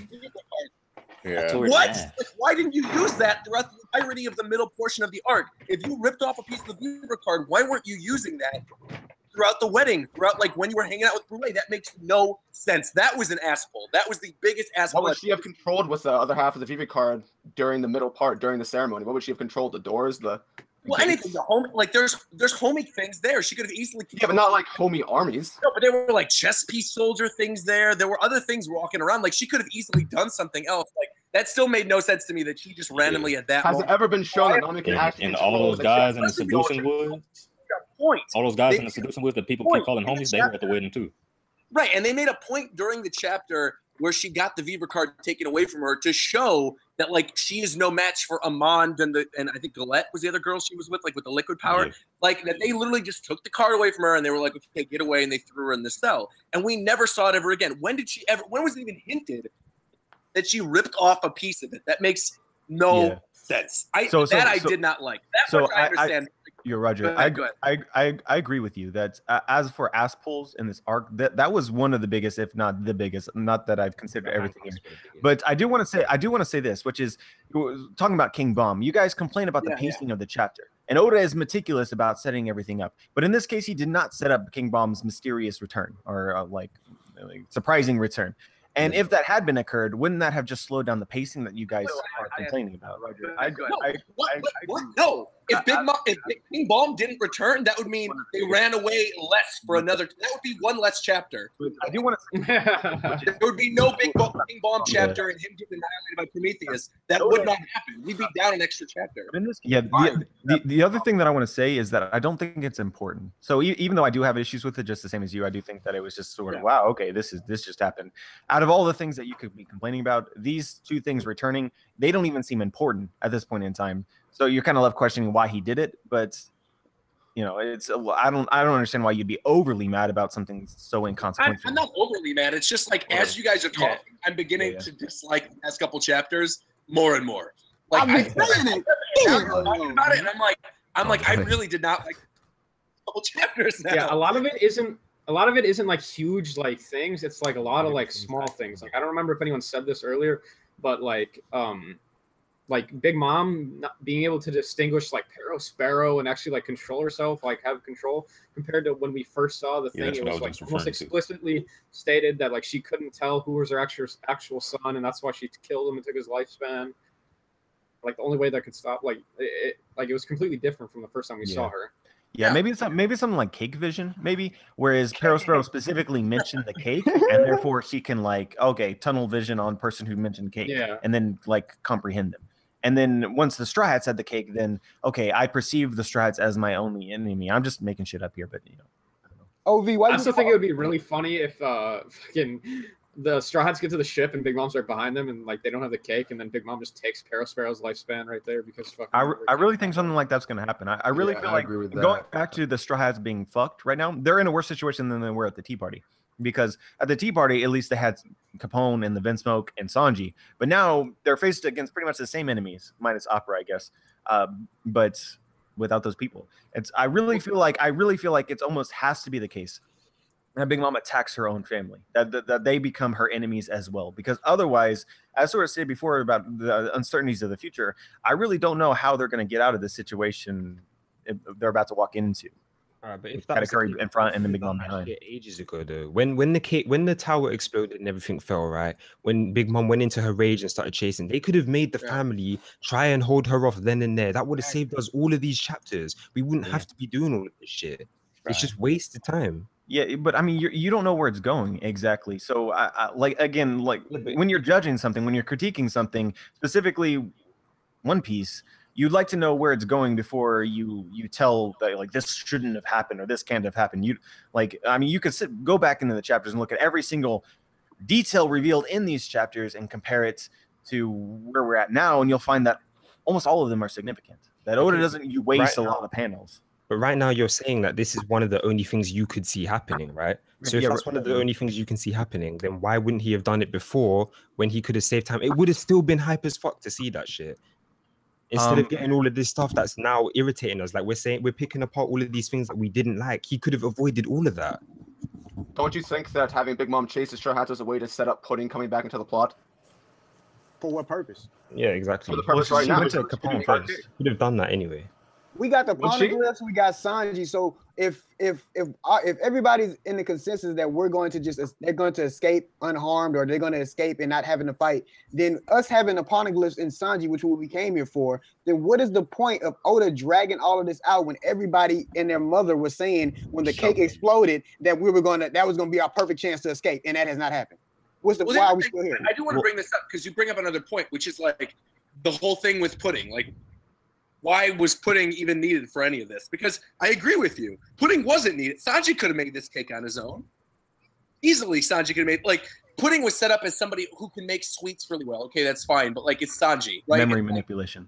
It's the cook of the Pirate King. Yeah, exactly. She's, like, a master manipulator, and she can make confectionery stuff. Cool. And then, like, Chiffon, to bring her back in. Like, Chiffon's only looped into any of this, so there's a Fire Tank Pirate tie-in with all the ending. Like, one thing you just brought up, Joy Boy, which was like that the Straw Hats are alone right now. They don't know how it's going to get out of it. Clearly, Capone's going to come back for them. Yeah. Because Chiffon's there. Like, he's not just going to be like, all right, well, I guess they want to help the Straw Hats. I guess the mother of my child's going to die here. Like, bye. Yeah, Capone's going to loop back around. Yeah, I definitely think Capone will come back, too. Yeah. I mean, you can speculate that, and I'm completely fine with it. I'm just looking for something that would actually be helpful, because all of the group together with the Vinsmoke and Capone and the Straw Hats could not deal with Big Mom plus Big Mom pirates. They're in the same exact situation. Okay, Capone returns. They're still missing Sanji and the Vinsmoke. Then I feel like the only way to here is by taking Big Mom away from the Big Mom pirates, or at least making them at odds. Shanks But- about to pull up a I like the idea that like she's going to end up being angry at her children, but don't you feel like that's something that's going to happen after they make the cake, calm her down, and they're like, "What are you talking about? We didn't have the cake in the first place." Because she's going to be like, "Why'd you steal the cake in the first place?" When she calms down, they're going to be like, "We didn't steal the cake. What are you talking about?" And then Parasparrow's going to be there, poop his pants, and then she might turn on him or something. But in the interim, the thing about her Go ahead. rage that we know for sure is that she doesn't recall what happens after she breaks out of her rage. I'm actually pretty certain that she doesn't even know that she does rage. I think that everyone's afraid to tell her. But after she woke up from her rage earlier in the Whole Cake Island chapters, she specifically asked Jinbei what had happened to Sweet City, as though she had no recollection whatsoever of it being destroyed. So as far as threats that she made to Parasparrow at the time of her rage, she wouldn't recall that after she ate the cake. All right, so where do you see her in terms of like, so when they give her the cake, right? Where are the rest of the Straw Hats when she gets the cake? on the Thousand Sons, right? Because like she's gonna be on Zeus over the ocean. Wise, how close to her will they be? Based on that image that I expect that. Well, my personal opinion. Again, this is so far and specific in the future that this is hardly worth speculating. But in my opinion, they're all going to be around Big Mom. Like this is going to set up interesting things regarding Big Mom and Straw Hats. So then, whether or not she remembers her rage, she'll still remember the fact that she wanted to kill them, and that they messed up her plan. They destroyed her most beloved possession. Like, she'll still remember that. But a way to counteract that is just simply put its memory powers. Yeah, but why don't they just use that in the first place? No way. Her power shouldn't be able to affect Big Mom. Like, why? That's like saying why isn't Akainu the head of the protagonist of the story? We could have skipped all this shit. No, right? that's completely different. That is not the same at all. I mean, that's what you're saying. We could have skipped all. Like, that's completely different. No, that's completely different. Why didn't she use it this chapter? Yeah, okay. When Big Mom was around? It's more extreme for sure, but it's the same concept. Right. Like, why do we have to go through on a bigger scale? I don't know. It's how Oda decided to tell the story. No, but like if you can end the arc right there, okay, why would he add 5 or whatever 8 extra chapters for putting just to erase Big Mom's memory when she's literally right there and she can just erase her memory and close you don't know the confines of what limits Pudding's abilities. You don't know if they exist. What could be there? Wait, hold on. You're the one that literally suggesting the possibility, but there are a lot of things we don't know. That's what speculation is. She wasn't even able to permanently alter the. We're not wrong for speculating. Like you were, we're not wrong for speculating. No, but like during this chapter, he was not even able to permanently alter the memories of fodder homie characters. But she was able to use a different ability called Edit on Reiju, which it did. Right, and that's what I also don't like is that like she was able to change Reiju's memory when Reiju was helpless. But then when it comes down to stuff like this, but that's a more one-on-one thing, right? Like this, it was like a temporary thing, and it's gonna wear off after a little while on the homies. I don't know. And say that was while Reiju was helpless, though, right? But when would Big Mom ever be helpless? She's never going to be helpless. When she's eating the sema, does it look like Big Mom is actually able to know what her surroundings are when she's actually eating what she desires? Well, so the sema, she just grabbed whatever she wanted. So she was able to defend herself while sleeping, bro. I mean, I think that's good enough. Yeah, but you guys are getting so mad. Cake mode. You guys are getting so upset about shit that you don't know. You guys remember the flashback in Elbaf whenever she ate the kids? She didn't know what was happening. Was she defending her life then? Were the kids trying to kill Big Mom? No. I'm trying to support you. Hold up. Finish. Hold on. Okay. I'm trying to say that she didn't really know what was happening, so you can take advantage of that situation while it's happening. Yeah, there you go.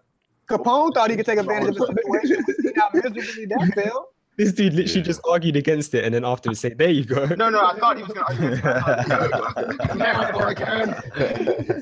I was like, stop that. Capone is a genius, though. Capone, that was a little bit ago, you guys were talking about what's the point of all this? Why are we here right now? I think what's important to setting again. I firmly believe Pudding will edit somebody's memory, But in order for this to occur, the relationship between Pudding and the Straw Hats had to be delved into more. And so after the events of the Tea Party, we had Big Mom fast flashback from like 66 to 68 or so. And then we had sort of Big Mom showing off how threatening she was and being overpowered, how the Big Mom pirates are completely stronger than everyone else, which led us up into like 870. Then the tower went down.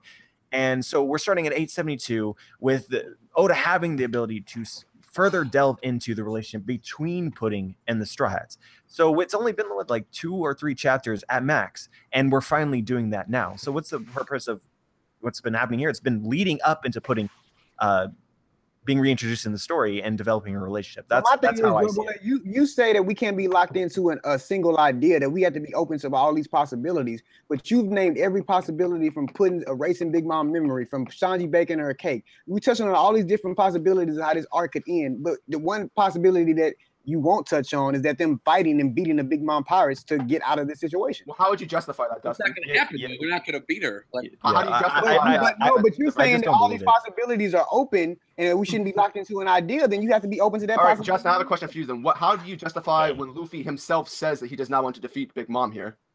Luffy said himself in this Luffy came up with a plan to have all these clones so Big Mom wouldn't know where he was. And and all she asked was, where's Straw Hat Luffy? And he gave up his plan that he created in the same breath. So Luffy can say something, but that doesn't mean that's Listen, hold up. What does that mean? Whenever you say Luffy said he was gonna do this, did he do it off a whim, or were they straight up making a plan and Luffy was like, Luffy made that plan. Luffy made that plan overnight, and he's like, I'm gonna do this. And everybody, nodding their heads and all that. He still made the plan and went against it, bro. It doesn't matter. He still made that plan that he came up with a few hours before. Was it off of a whim? Where he's like, "Oh, Big Mom's there. I'm gonna beat you up." Like, that wasn't like that. Is that what you're talking about? Because that like the plan, and even Capone said, "Is no Big Mom's idiot. Ain't no way take down Big Mom."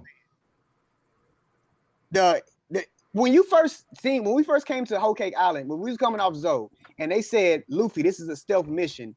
Don't get involved with the Yonko, the Emperor of the Sheep."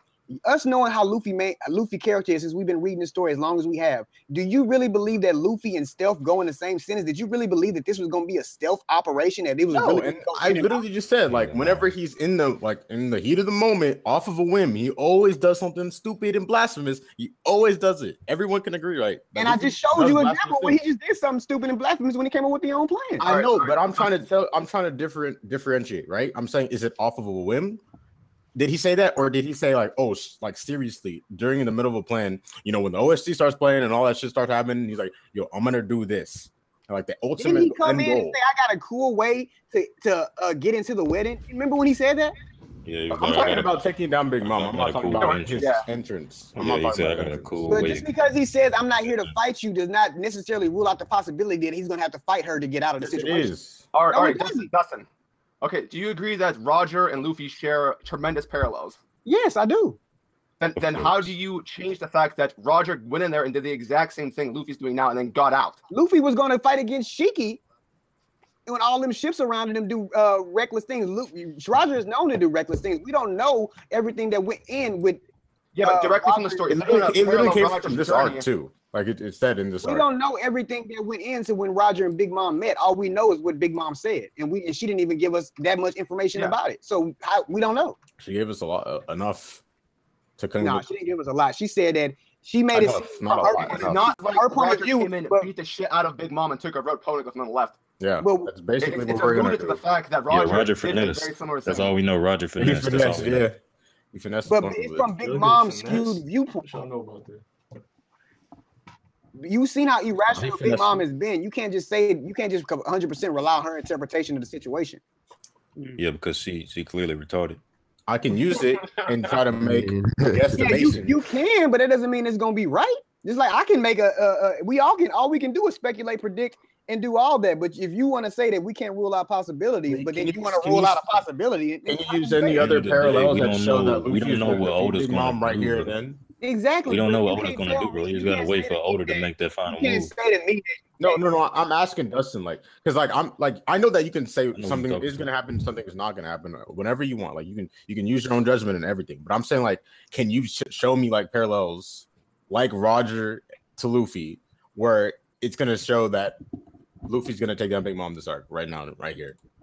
Luffy, I've said this so many times, bro, that it's been set up in the story that it's no coincidence that we're at Whole Cake Island before we go to Wano. In the story, when the characters talk, yeah, it may seem like, oh, Sanji just got took out of nowhere and now we had to go to Whole Cake Island. But Luffy, Big Mom was the first Yonko that we pissed off in the New World. She's the one that told us to come to the New World. It's no coincidence that we're going to Big Mom first before we go to Kaido. This arc is called the 4 versus Yonko Saga. How is it going to be titled the 4 versus Yonko Saga if we just duck and tiptoe around every Yonko that we meet? You don't know the manner in which Oda plans on taking out the Yonko. It's not necessarily Big Mom. It's not Luffy versus the 4 Yonko. Versus the 4 Yonko. Yonko can fight other Yonko. Like, it could be anything. But my point is, you can't rule out the possibility that won't happen. You can say you don't believe it'll happen. You can say you don't agree. You can say that's what I said. I said I don't. It's certainly possible, but among all the other possibilities, it is very unlikely. Well, with Sanji baking a cake, I feel like it's just as much as with Sanji baking a cake and Big Mom pardoning everything that they've done. I think that is in the same boat. Well, yeah, there was a lot more evidence to suggest that Sanji was going to do this than Luffy taking down Big Mom. Regardless if it's, I'm not arguing that it was suggested he was going to do it. I'm arguing that it's not going to work, especially in an arc that's been showing you plan after plan after plan not working. Yeah, I can agree with the thought, right? Yeah, I do think there could be a confrontation between Luffy and Big Mom, but to say that she will be defeated by Luffy here, I don't think many people would agree with that assessment. I don't need people to agree with it. That's just what I believe. I don't even think Luffy would agree with that, bro. Is that simply the fact that you want Luffy to be super strong already at Yonko level? Like it's not already. We've been in this story for 20 years. I feel well, that's irrelevant. You bringing up the time is irrelevant. No, it's not irrelevant when Oda's constantly been saying that we're almost towards the end of the story. When he just get a 20-year message to us talking about this story is going to come. Has it been 20 years in One Piece? It doesn't matter. It's more important to assume the time spent within One Piece than how long it takes to make it. I want to get to Luffy versus Katakuri. I want to see them escape. I want to see the reverie, and I want to see Wano. That's all I care about this year. How they get there, I don't know what the thing is, but that's what I want. I want the final confrontation of this to be Luffy versus Katakuri because he cannot fight Big Mom, but he still needs a win. Sanji bakes the cake. They somehow escape. You think Luffy can be Katakuri? He ain't taking a win against Katakuri. I want to see Big Mom shed that outer shell and go back to the 28. No, matter of fact, 48. I feel like people sleeping on 48-year-old Big Mom, bro. Everybody hype. The 28, I want 48-year-old Big Mom. She look like she knows what she's doing, bro. Oh man, I look like she got the end. Look like she got the end. Only important to the stuff that's like in this arc. Like I like the stuff that's setting up things that is greater world building or whatever. I just like they're still setting up stuff that's only relevant to this arc. Yeah, it's like that is not at all interesting to me. And I know you guys probably feel the same way. And it's like I think all of us agree we love One Piece. It's just that like this chapter seems to be divisive.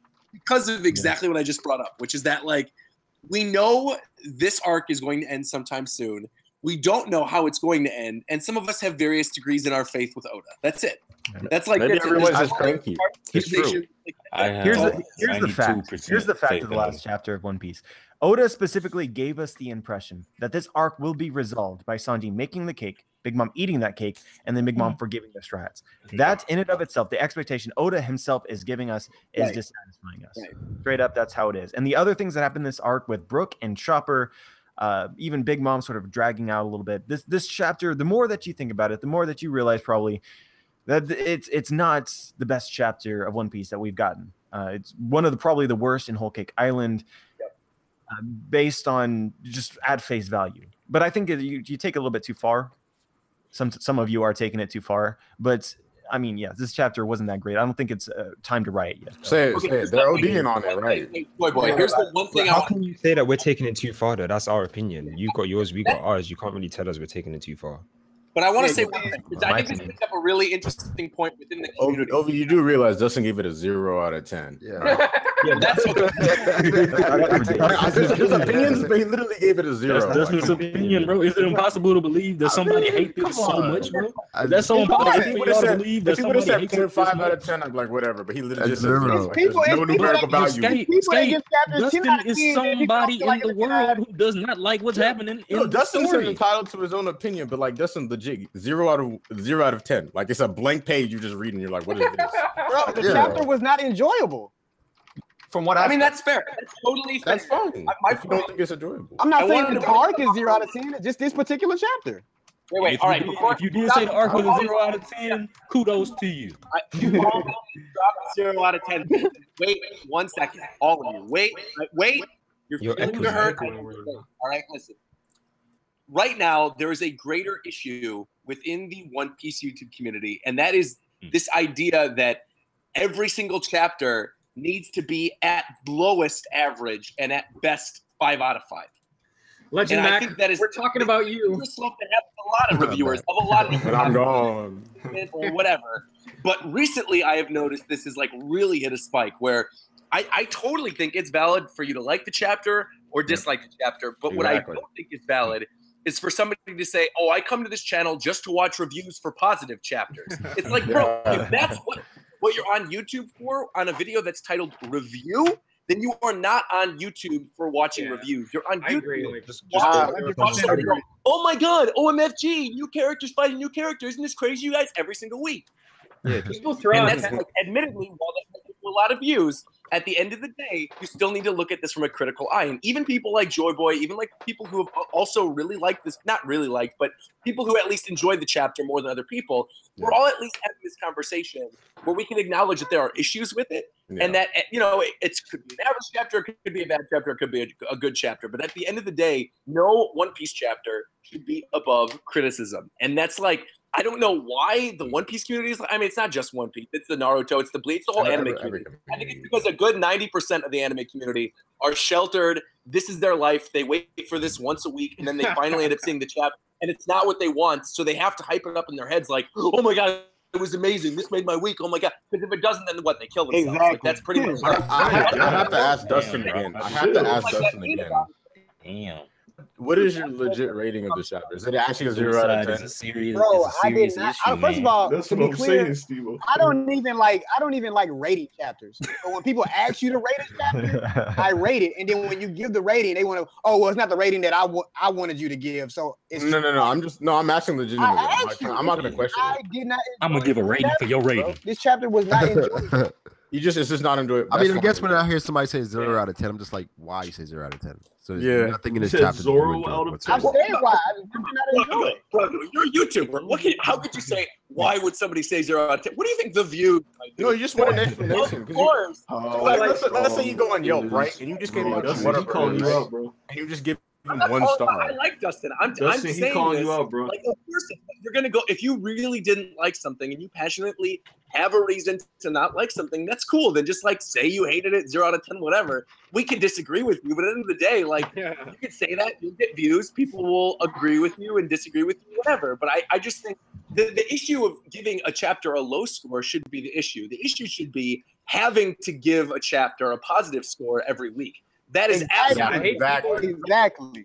And something that could chapters and you give chapters like 10 out of 10s and 5 out of 5s like every week.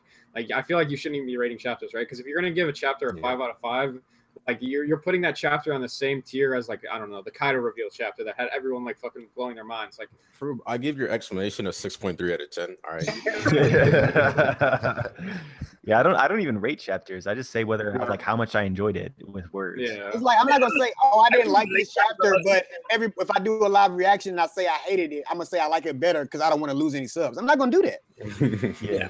But I mean I don't think the chapter itself should be above criticism. What I find to be particularly bothersome in this case is that people are taking this particular chapter criticism and applying it to the arc as a whole, or the last few chapters, and playing to the arc as a whole. They're complaining essentially about chapter 877 and 78 and 79 already. That's what I'm not cool with. Now, as far as this particular chapter, you can complain about it. The other issue with this whole situation is that One Piece is it's like reading a chapter in a book. Chapter. Without having gotten to the end. Each of these mini stories is self-contained for the most part. One Piece is like that. Right. So a lot of this stuff that I don't know. It's hard to criticize something without the full picture. The best that you can possibly do is give your enjoyment of a particular chapter. I don't think that you should withhold how much you enjoyed it. Like what you're saying is bothering me right now because I do not think anything should be above criticism. Like, even if you don't know the full, I just think that I feel like that goes both ways, bro. I feel like that goes both ways. If you can't, Empire Strikes Back and Return of the Jedi, if never seen Empire Empire Strikes Back, something is going to be trash ahead of time, then you should be able to praise it ahead of time. Like I hear people talking about the rest of the park is going to be amazing with such confidence. With such confidence, I should have added that in there. You can, it's fine to criticize, but some people are saying it as a definitive fact that it's word of like law at this point in time. Whole Cake Island is trash because this chapter and the last few have been terrible. Just to say something about someone genuinely thinks right now that Whole Cake Island is great. Is that what that means? If someone is saying Whole Cake Island is trash, they're talking about their experience of the arc from the beginning up till now. We can't say Whole Cake Island is trash based on the future. We're saying it based on what we've read. That is also, still saying Whole Cake Island, because this is all of the arc as of right now. This is the whole arc until we get the rest of it. A really important thing to bring up is that like there has been a lot of circle jerking going around on this arc. That, like, definitely a lot of that. Like, for no reason. I was involved firsthand. Yeah, people hate. Man. People are hating on this arc, like, because it's kind of becoming an echo chamber to where like Theory says this arc is trash. Well, Theory didn't say that, but just an example. Theory says this arc is trash, and then we're all like, yeah, maybe this might be trash, and then we see it expecting it to be trash, and then everyone doesn't like it. So like, there's like kind of like that like circle jerk echo chamber going around. But at the same time, like bandwagon. Yeah, I don't know how to formulate my own opinion. Joy Boy kind of almost made it sound like people are kind of just like this hate is just coming from nowhere. Like no, like there's like actual gripes with this arc that people have, and like whether or not they're exaggerating or not, I still think that like there's a decent amount of flaws in this arc. Well, I guess my main point here is that I do think that the events that have been taking place in the last few chapters, as compared to all the chapters before, and I love the chapters leading up into the last few when as soon as the cake went down, it's just been slow. It hasn't been the best One Piece that we've gotten. I think most of us can agree with that. But this happens in every arc, and I don't see people complaining about these other arcs and this occurring, right? So we're stuck in the moment, and we're in a time capsule. Definitely, I mean, people definitely complain about this during Dressrosa. 100%. I remember being on one of Brago's streams regarding the birdcage. Like, absolutely complain about this during Dressrosa. I think the thing is we came off of Zoe, which was a very short arc that we didn't know where it was going. It was quick. It got to the point. It had some really good twists, and then we moved on.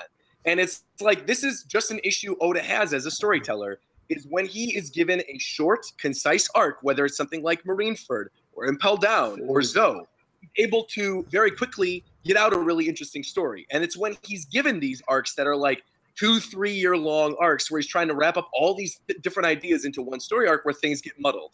And like the arc as itself, I mentioned this early in the stream and everybody was in agreement, and yet we still came back to this, the idea that like, oh, Whole Cake Island at this point is trash. None of us think that. But there is this like hive mind right now in the comment section of YouTube of people going, oh yeah, it's absolutely trash. It's the worst thing ever. And I feel like they aren't actually like thinking about this arc and comparing it to other arcs. So I do get the idea where like, I can understand why people are upset that people are critiquing it, but I also think like people are getting their feelings hurt in a weird way regarding the ending of this arc in a way that they really shouldn't. And in a way that I did not notice during Dressrosa. Nobody was like saying, oh, I'm offended that you did not like this chapter at the end of Dressrosa. Almost everybody was in agreement that the birdcage was bad. And then yet we're in this this arc right now. And like, it is kind of divisive. Some people are enjoying this stuff where they're running away more than others. And like, I liked the stuff in the past couple chapters or so, even though, like I said, I'm disliking it more talking to you guys and breaking it down. I still enjoyed it overall. I will enjoy it when I'm reading it in the volume. So I don't know. It's hit or miss. I feel like I've been talking for too long. Yeah, another thing that I want to bring up as well that just personally is bothering me is I feel like because these chapters have been a little bit slow, and also based on all the various things that make people dislike what is taking place here, people are looking for reasons to justify why they don't like it. And reaching for those reasons. They're one of the ones that I see commonly brought up is Whole Cake Island has been too convenient. And so I actually specifically I'm doing research for this right now, but almost every arc in the history of One Piece has been convenient, just the same as Whole Cake Island. And then once you reach that point in the debate, people say, well, Whole Cake Island is just too convenient. It's more convenient than those to the point that it's bothersome. But I specifically looked in the Impel Down arc, which I think most of us can agree was a good arc. It's also an arc that is very oddly similar to the one that we're in now, which is go in and save your mate, and then avoid death and run away. That's the same idea. Anyway, you go into it and you find, if you look for them, all of these various conveniences that people don't bring up. And I feel like there's now an agenda, really, that I need to justify why it is that my opinion, and this probably works both ways. My opinion is right about this arc. Now, do you know like some of the examples that come to convenience mind in this arc and other arcs is the fact that with other arcs, I still felt like things were threatening. In this arc, I don't feel threatened at all. We're facing down a Yonko, and I feel no sense of danger whatsoever because of what they've been doing through this arc. From the moment that Luffy beat Cracker when he should have lost, Isn't that all One Piece? No, but just from that moment, I'm just saying, like, as one moment that started it all off for me is when Luffy beat Cracker when he should have lost. And then the fact that Big Mom's intelligence network has gone out the window, the fact that the handcuffs suddenly were fake all of a sudden, the fact that at the wedding, hardly any of Big Mom's crew actually done anything, and they're still not doing anything now. Chopper and Brook should not be able to fight for this long with Katakuri on that ship and all of those reinforcements. They should not be able to run from Big Mom this consistently and have people constantly take away her ability to control her powers. That shouldn't be happening. They jogging, bro, and Luffy smiling and giggling. Yeah, I don't like the way this feels at all. You bring up points. They're valid points. They're obvious conveniences. Some of those conveniences are more justified than another, such as in the case of Cracker. It was specifically set up, again, in a way that wasn't explicitly told to us, but you can infer that Cracker was a glass cannon, that you get one shot in on him and he's done. And that's how Luffy was able to take advantage of his exuberance, his overconfidence. He went in and wrecked himself, essentially. But that aside, you go to these arcs that are similar to this arc, such as Impel Down, and an arc where the end result of this is not going to be the outright defeat, physical defeat of your enemy. It's right. And you find all of these same sort of conveniences. I think Impel Down is a really great example of how this will probably end, where we were saying, what's going to be the final shot of the arc or whatever. Remember when Luffy teamed up with Mr. 3 and then they did that last final kick on Magellan right before Jinbei called the whale sharks and they all escaped? It could be something similar. Like, who's to say that he just doesn't call whale sharks again where Aladdin and Francine are already on their way? Like, it could literally end the same way where they shove the cake down Big Mom's gullet. He calls whale sharks and they leave and they're off. Yeah. What are whale sharks going to do? And Impel and the Marineford? Like, literally, it's just like a minier version of this. I would not want that to happen though, because whale sharks ain't gonna do nothing in the Katakuri, man. I don't think. Well, I mean, he can't get in the ocean, right? Well, I do think that there will be a Katakuri fight, though. I think Luffy's gonna fight Katakuri. You think so? The one thing I will say though about this arc that's like people like going off the thing that like unnecessary hate for the arc, like I see a lot also that like people are saying like, oh, like Oda's saving too much. We're getting way too many questions, and he's not answering enough questions. And I'm thinking in my head, like, have you guys been reading the same series that I've been reading? Like, this is literally One Piece. We get a bunch of questions. He doesn't answer them for a long time. Yeah. I mean, you just need to be patient, right? That's it's always been this way. That you will. I don't know, man. I really don't know what you can say at this point in time. Like, shit moves slowly. We're almost at 900 chapters, and we're not quite at the end of the story. Yeah, we're close though. It's something that you deal with. I want to say this though. I don't think Luffy has a chance against Katakuri at this point. Yeah, I don't. Yeah, definitely not. Not at all. He didn't have a chance against. I hope so though. I do want to say I hope so. That would be pretty badass to see a Katakuri versus Luffy fight. But yeah, what if Big Mom gets stuck in the seducing woods while Luffy fights off Katakuri? Why would she get trash? I don't know. Fat. Bro, hold on. We gotta establish something real quick. She's not fat. She's thick. All right. No, Smoothie's thick. She's fat. There you go. She's not fat. She's thick. More seasoned Smoothie. A little bit more seasoned Smoothie, but she's also thick. You will not disrespect Big Mom's thickness. Let that be known to the One Piece community. All right, yeah. Hold on. Really quickly, I gotta bounce because I have to finish my video for Viz tomorrow. But my last thing I want to say is I see King of Lightning in the chat. I think he should take my spot. So I'm gonna hop out. I'm going to get a replacement Yonko. We still have another one here. You guys replacement Yonko. We got the supernovas coming through in this call, too. This was very fun to talk to you guys, but I got to bounce. All right. Hey, I'm out. Coming through, Roger. I like the way Roger's exit was handled by Oda. Worst generation, baby, gang. You can only have one Yonko at a time, or sometimes it just gets I don't think that's the real King of Lightning though. That's him. It really is? Yeah. Why you sound so surprised, bro? That's about to start fanboy. It was a fake Brago on my stream earlier that had the exact same name as Brago. And that one was. Well, there's a lot of fake Bragos. Usually it's hard to get a hold of people like King of Lightning and Sawyer. So yeah. I mean, Sawyer did come through there one time. Brago, I told you to stop using this microphone, bro. Like, this is the real King of Lightning. Yeah. I don't believe it. Brago be putting the comments in the show like King of Thunder. His channel with the real him. You can go to his channel, Dustin. My computer got a lot of shit running right now. Can't click. Hey, bro, you got to AOL wipe your ass. Wait, what? So Dustin's voice went high as fuck. They've been roasting me this whole time. First they were saying, "Oh, Dustin, you not talking." As soon as I start talking, "Oh, Dustin, you trash." They wanted you to talk to tell you were trash, bro. So wait, have any of you guys like opinions changed as far as the chapter based on this conversation? No, not really. No. Stop my enjoyment of it. Yeah, well, so the reason of the chapter I don't like, but I don't think as a whole. Yeah, am I the replacement or what's happening right now, Doug? Oh, it was good, Christopher. So, man, what's up, King? It's been a while. The reason that I enjoyed the chapter didn't change. I personally found the middle bits with pudding flip flopping, regardless of Dustin's perspective on it. I thought that was the funniest that we've seen from One Piece in a good long while for me. I found that to be completely hilarious, and by itself, it carried the chapter. And as for the other various things, I think that it all really is based on your patience level. If you're ready to move on, you're ready to get to the next place, then having this stuff that's doesn't perhaps make 100% sense and you feel like could be skipped, then it would be more bothersome than perhaps if your opinion was different. I feel like that's where we're sitting there. How long have you guys been going for, out of curiosity? What's that? Say what? How long have you guys been going for, out of curiosity? Like 2 hours. Almost 2 hours, yeah. Damn. Wow. I came in, I was watching the shit. What the fuck? Holes here? Shit. I was like, what the fuck is Brago talking about right now? I'm curious. I was like, yo, this is mad heated right now. Yeah, a lot of people like whole cake or they hate whole cake. What side are you on, King?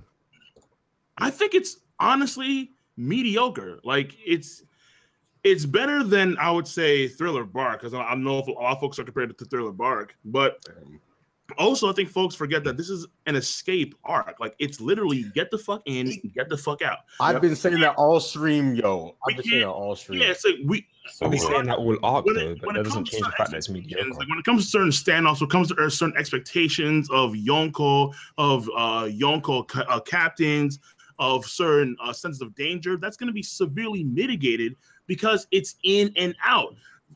Half this arc, or not half the arc, but like a portion of the arc was supposed to be entirely stealth.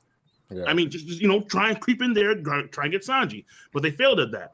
So the only thing that in the arc that's not throwing me off is the pudding stuff, which is hit or miss because sometimes it's funny, sometimes it's not funny. It is what it is there. Big Mom, who I enjoy when she's doing crazy shit. Mind you, like I love when she's doing like the Warrior Nation swings and just all of a sudden like this breaking down, like whoa, like that's getting me hyped. But at the same time, as a Yonko, I feel like she should be doing a lot more because we've seen Whitebeard. But at the same time, they're different from like a standpoint of, well, Whitebeard wasn't rocking crazy durability like Big Mom. He could take a lot of hits, but Big Mom has that tenacity of no matter where you go, I'm gonna hunt your ass down.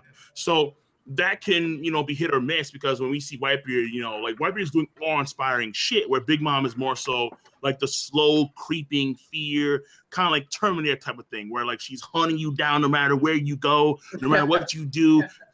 She can't be stopped. She can't be bargained with. She's coming after you, your people up. It's like that's what it is right now. So I just there don't is like that. The fact that she keeps missing. Right, yeah, it's like she's always missing, but I think it's because she has the whole typical hue of her. It's really bringing me down because she's a woman. And then we have some of the officers, like for example, in my opinion, Lady Smoothie, who's been a big disappointment because she's done nothing. Lady Smoothie, yeah, Smoothie. Oh man, that's another reason this arc is. Like I forgot about that. Katakuri pulled a Smoothie this chapter. That's what made me upset. He's just sitting there doing nothing. That's Smoothie's job. He's just waiting. He's waiting for Luffy. Yo, what's Smoothie's catchphrase? Compote and Smoothie were like completely thrown to the side in this arc. Like they just don't even exist.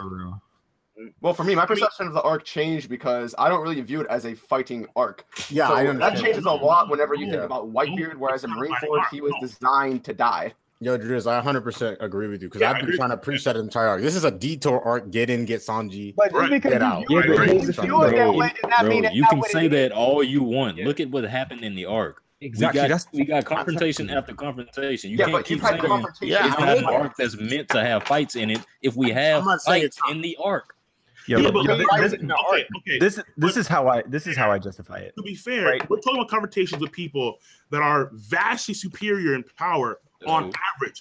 Moody, Cracker, my man Katakuri, Peril Sparrow, you can say superior.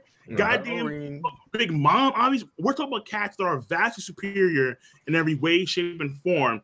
And then on top of that, you got to deal with the whole thing with, ignoring the Big Mom pirate side. On Sanji's side, Sanji couldn't do shit because he had the fear of Germa and killing Zeth. Right. So there's a lot of things that couldn't be done because of the fear of killing Zeth.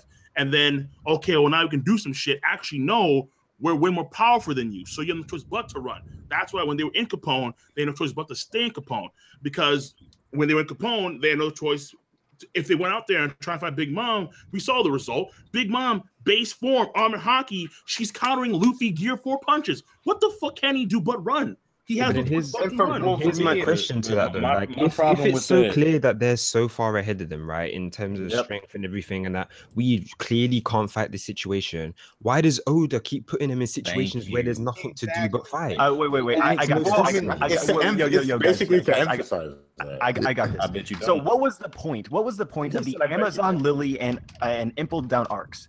The point of those arcs was to set up Marineford better, to introduce a bunch of characters that would be relevant in Marineford, give Luffy allies, and in all honesty, those arcs, the only reason that they existed was to make Marineford more epic. When going into Whole Cake Island, we're for the most part, all of us except for Dustin are convinced that Big Mom isn't going to go down in this arc, which means that we will see her again in some other arc, meaning that the purpose of this arc, again, is to hype up another arc.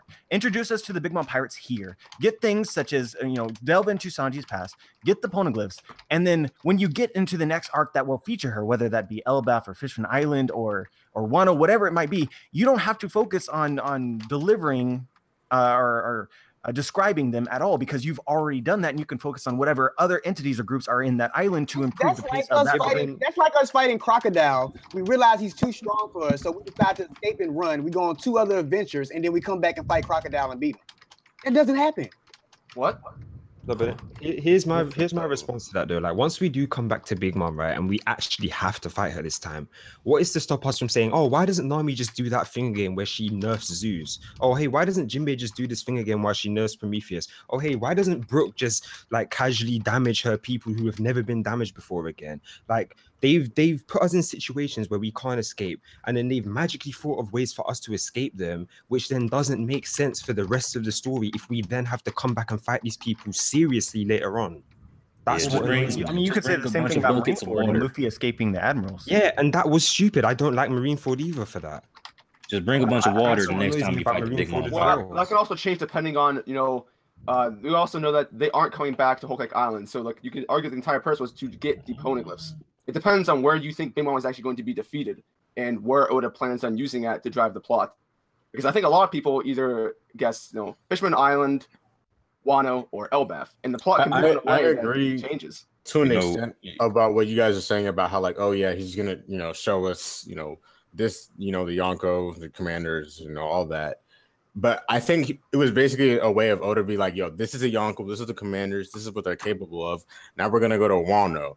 Yep. Basically, yeah, basically what I'm trying to do. Yeah, that is 100% my belief. That this is again setting up Wano or another becoming more epic.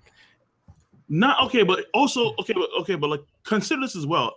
It's also setting up what I think is the major power dynamics here, because when it was explained before, I forgot who said it. I think it was one where you have Brooke, who can take on the Prometheus and Zeus, never done before, wounded. You have the soldiers being taken out by Brooke.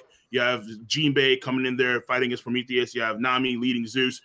But from a situational standpoint, odds are is that it's going to be like every other arc where it's going to be Luffy versus X. Luffy versus X. He's the main character. It's always been that case. Yep. Rarely has it been any other case. Luffy versus Big Mom. We're getting a sense here for the first time in the history of the story. We're getting a sense of where Luffy actually stands against a Yonko, and he's a bitch.